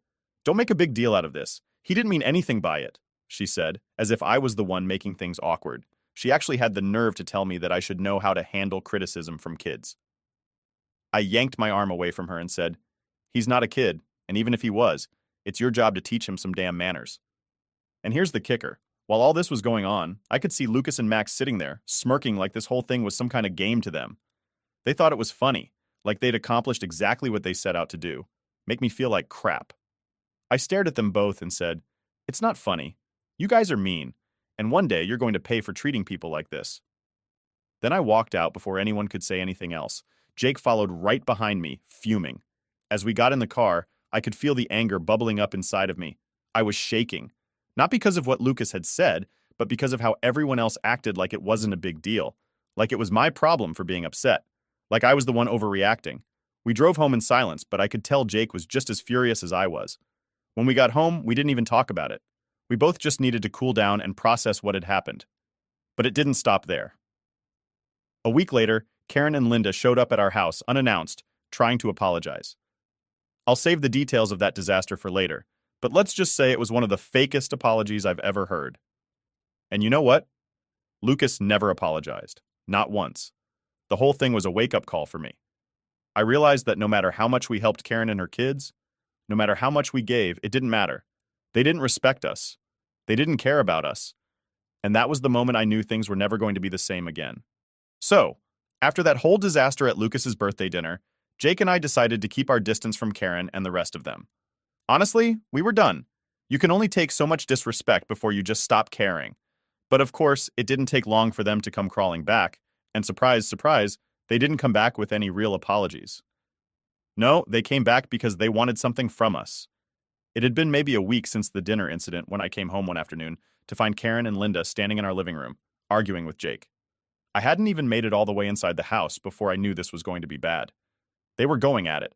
Karen trying to talk Jake into something, Linda standing there with that usual look on her face like she was trying to play peacemaker, but also clearly on Karen's side. I walked in, acting like I didn't even see them, and went straight to our bedroom. I was done with all of it. I didn't want to hear whatever excuses or nonsense they were about to throw at us, and I definitely didn't want to listen to Karen's fake apologies. But of course, Karen couldn't just let it go. She followed me to the bedroom, knocking on the door like she was going to solve everything with a little chat. She comes in with Linda, and they both start with the same tired lines. "We're so sorry about what happened. We talked to Lucas. He feels terrible about it, blah, blah, blah." I didn't believe a word of it. So I just said, "Okay, where is Lucas then? If he's so sorry, why isn't he here apologizing himself?" Karen stumbles over her words for a minute and finally says something like, "He's too embarrassed to face you, but we're here to apologize on his behalf." Yeah, right. Lucas wasn't embarrassed. He was too full of himself to care. They were only there because they needed money again. And it wasn't long before the real reason for their visit came out. After a few minutes of awkward fake apologies, Karen finally says, "Rustin's getting ready to graduate high school, and he wants to go to college, and, well, we're hoping you guys will help out with tuition like you did with Lily." I just sat there staring at them, wondering if they even realized what they were asking. After everything that had happened, after the way their kids had treated me, they were really standing there, asking for money like nothing had happened. No real apology, no accountability, just straight to asking for favors. I looked at Jake, waiting for him to say something, but he just stood there, arms crossed, fuming. So I finally said, "We're not paying for anything until Lucas apologizes, and not through you. He needs to come here and say it to my face. Until that happens, don't ask us for anything." Karen and Linda looked stunned, like they couldn't believe I'd said that. Karen immediately tried to backpedal, saying that Rustin shouldn't be punished for what Lucas did, that he was just a kid and didn't deserve to miss out on college because of his brother's mistake. But here's the thing. Rustin wasn't exactly innocent either. Sure, he didn't call me ugly like Lucas did, but he'd been sitting there laughing along with him. He didn't step in and say it was wrong, didn't stand up for me or Jake. He was just as bad, in my opinion. So I wasn't feeling too sorry for him at that moment. Jake finally chimed in, telling Karen and Linda, "Look, we've done a lot for you and your kids, but respect goes both ways, and we're not giving you a single cent until your sons grow up and learn some respect." You could tell that's not what they wanted to hear. Karen started to cry, like full-on tears, saying she didn't know what else to do, that she was struggling and needed our help. She even tried to say that we were being unfair, punishing the whole family over a small mistake. That's when I snapped. A small mistake? Calling me ugly and laughing about it isn't a small mistake. That's disrespectful and hurtful, and the fact that you're standing here trying to defend it makes it even worse. If you want our help, then your kids need to learn that actions have consequences. Linda stepped in at that point, trying to calm things down, saying that we shouldn't let this one incident ruin the relationship. She did the whole "we're family" speech, telling us that we should forgive and move on because that's what family does. But honestly, I was over it. I was done being the bigger person, done being the one who always forgave and moved on while they continued to take advantage of us. So I told them, "No. Until your sons show some real remorse and respect, we're not paying for anything. You need to figure this out on your own." The conversation went in circles for a while longer, with Karen and Linda trying every angle to get us to change our minds. But Jake and I stood firm. We weren't going to let them guilt us into giving them money. We'd been more than generous with them for years, and this was the thanks we got. It wasn't happening anymore. Eventually they left, Karen still crying and Linda looking pissed off. Jake and I sat there in silence for a while after they were gone, just trying to process what had just happened. It felt like we'd crossed some kind of line, like things would never go back to the way they were before. And honestly, I was okay with that. At that moment, I realized that we'd spent too long trying to make everyone else happy, trying to be the good family members, always there to help out. But none of that mattered if we weren't respected. Karen, Lucas, Max, they didn't appreciate anything we'd done for them. They just expected it. They acted like we owed them something, like they were entitled to our help. But that day, we made it clear. Respect is earned, not given, and we weren't going to support people who didn't show us any. It felt like a weight had been lifted off my shoulders. For the first time in a long time, I wasn't worried about making them happy. I was focused on what was right for us, and that felt pretty damn good. So after Karen and Linda showed up at our place begging for money and offering their half-assed apologies, things went quiet for a bit. Jake and I were sticking to our guns. We weren't going to budge until we got a real apology from Lucas, and we weren't going to keep throwing money at people who couldn't show us basic respect. It felt good to stand firm, but I knew it was only a matter of time before we heard from them again. Fast forward a couple of months, and we get an email from Max. Not a call, not a visit, an email. And what does this email say? It's basically a demand for us to pay for Lucas's college tuition. No apology, no acknowledgement of what had happened. Just a link to the tuition payment page, like we were some sort of ATM. I was honestly shocked at the audacity. After everything that happened, after the way we were treated, they really thought they could just email us and we'd hand over the money? No explanation, no, hey, sorry for the way things went down. Just a cold, businesslike email. Jake and I didn't even bother replying. We just let it sit there in our inbox. Ignored. We figured if they want something from us, the least they could do is make the effort to talk to us like human beings. But then, 2 weeks later, Jake gets a phone call from his mom, Linda. And of course, she's calling to tell him that Max had been waiting on the payment for Lucas's tuition, and she asked if maybe Jake had missed the email. Jake? He wasn't having any of it. He straight up told her, Max who? I don't know him. Linda went silent for a second, probably trying to figure out if Jake was joking or serious. And then she starts in with her usual crap. Oh, come on, you can't still be holding a grudge over something so small. Lucas didn't mean it. Your wife probably misunderstood what he said. Jake just sighed and said, Enough, Mom, we're done. We're cutting them off and we're not paying for anything. If they can't respect us, then they're on their own. Now, you'd think that would be the end of it, but of course it wasn't. Within minutes, Karen was blowing up Jake's phone, texting him apology after apology. She was clearly in panic mode, saying how she'd make the boys apologize, and how they couldn't afford to lose our support. It was all pretty pathetic, honestly. If they were really sorry, they would have apologized a long time ago, without having to be threatened with losing our money. Jake didn't respond to any of her texts. He wasn't interested in half-hearted apologies that were only coming because they needed something from us, and I was completely on board with that. We'd been more than generous for years, and all we'd gotten in return was disrespect. The next day, I came home to find Karen and Linda standing outside our house, waiting for us. They didn't even bother calling ahead, just showed up like we were supposed to drop everything and deal with them. I could already feel my blood boiling before I even got out of the car. Jake and I walked up to the door, and before I could even put the key in the lock, Karen launched into this whole speech about how sorry they were and how they couldn't survive without our help. She was crying, of course, because that's her go-to move when she doesn't get what she wants. Jake didn't let her get far. He cut her off and said, We're not doing this. We don't welcome people who disrespect us into our home, and we're not going to support people who don't appreciate what we've done for them.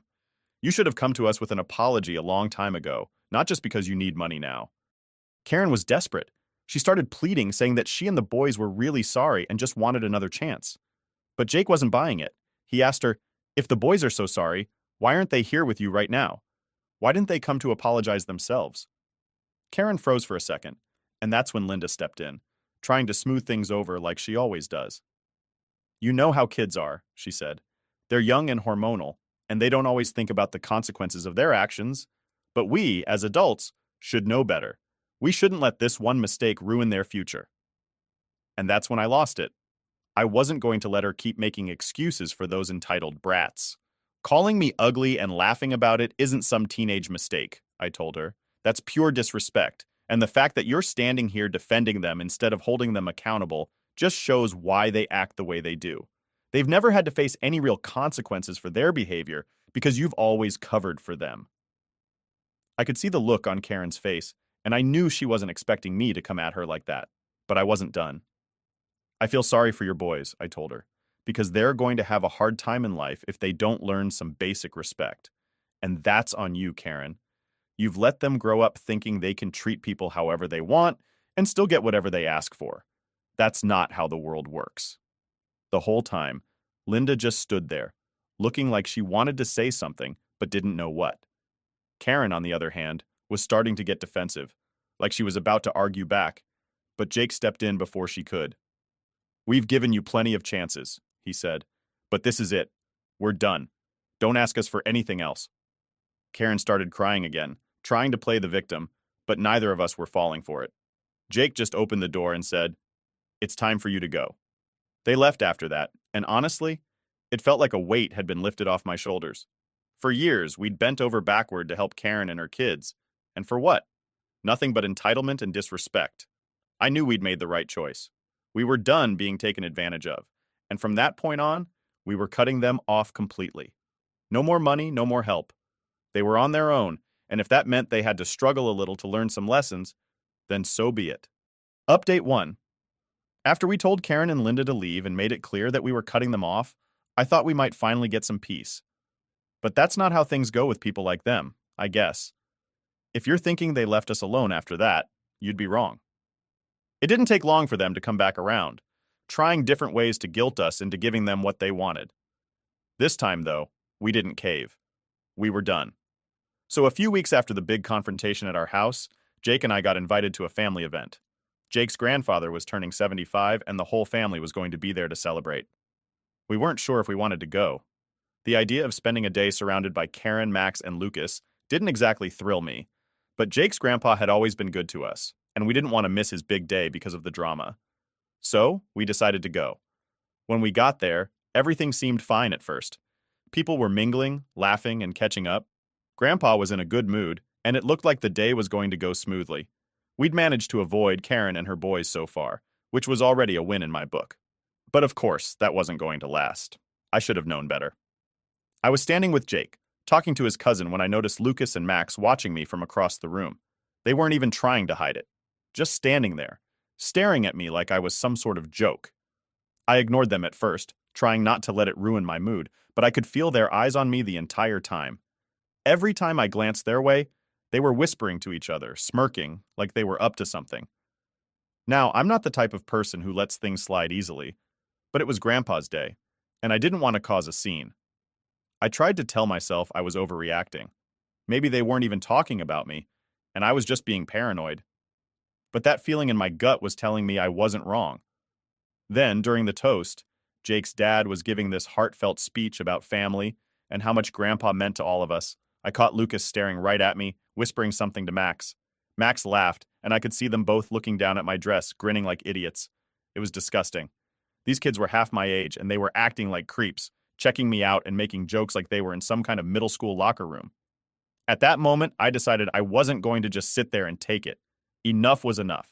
I'd been quiet too many times, let too many things slide, and I wasn't about to let them keep disrespecting me like that, especially not in front of Jake's entire family. So, after the toast, I walked straight over to them. They were still smirking and whispering when I got there, and as soon as they saw me coming, their faces changed. They clearly didn't expect me to confront them. "What's so funny?" I asked, crossing my arms and staring them down. They both looked at each other, then back at me, playing dumb like they had no idea what I was talking about. "What? We weren't talking about you," Max said, trying to act all innocent. "Yeah, we were just joking around," Lucas added. But I could tell by the look on his face he was lying. I wasn't buying any of it. "You think I'm stupid? You've been staring at me all day, laughing and making comments. If you've got something to say it to my face." For a second, they both just stood there, frozen.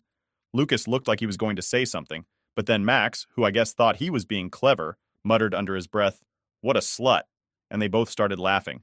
That's when I lost it. I stepped forward, getting right in Max's face, and I wasn't about to let him get away with it this time. "What did you just say?" I snapped. Max went pale, clearly not expecting me to call him out. He mumbled something about it being a joke, but I wasn't letting him off the hook. "You think it's funny to talk about people like that? You think it's okay to treat me this way? After everything Jake and I have done for your family, this is how you repay us?" Lucas started to backpedal, apologizing, saying they didn't mean anything by it, but it was too late. I wasn't interested in their half-hearted excuses. Jake must have noticed something was going on, because before I knew it, he was standing next to me asking what happened. I told him everything, right there in front of them, and Jake? He was livid. He turned to Max and Lucas and said, "If you don't apologize right now, you're both done. You'll never get anything from us again." But even then, Max just stood there, refusing to say sorry. Lucas at least had the decency to look ashamed and mutter some weak apology, but Max? He didn't care. He just stood there, arms crossed, daring us to do something about it. Jake shook his head and turned to walk away, and I followed, but not before making it clear to both of them. You think you're untouchable? You're not. You're going to learn the hard way that people don't just take your crap forever. We left them standing there, looking dumbfounded, and I could feel the tension in the room. People had definitely noticed something was going on, but I didn't care anymore. I was done keeping up appearances for the sake of family. If they wanted to act like jerks, they were going to face the consequences. The rest of the day was awkward, to say the least. Karen gave me some weird looks, probably knowing something had gone down but not daring to say anything. Linda avoided us altogether, which was just fine by me. Jake and I spent most of the day keeping to ourselves, but we made sure to stay until the end for Grandpa's sake. We weren't going to let those kids ruin the day for him. As soon as we got home, I knew things were never going to be the same again. We'd drawn a line in the sand, and they'd crossed it. From that moment on, we were done with them, for good this time. Update 2. After that disaster of a family event, Jake and I knew we were done with Karen, Max, Lucas, and pretty much anyone who thought we'd just keep putting up with their crap.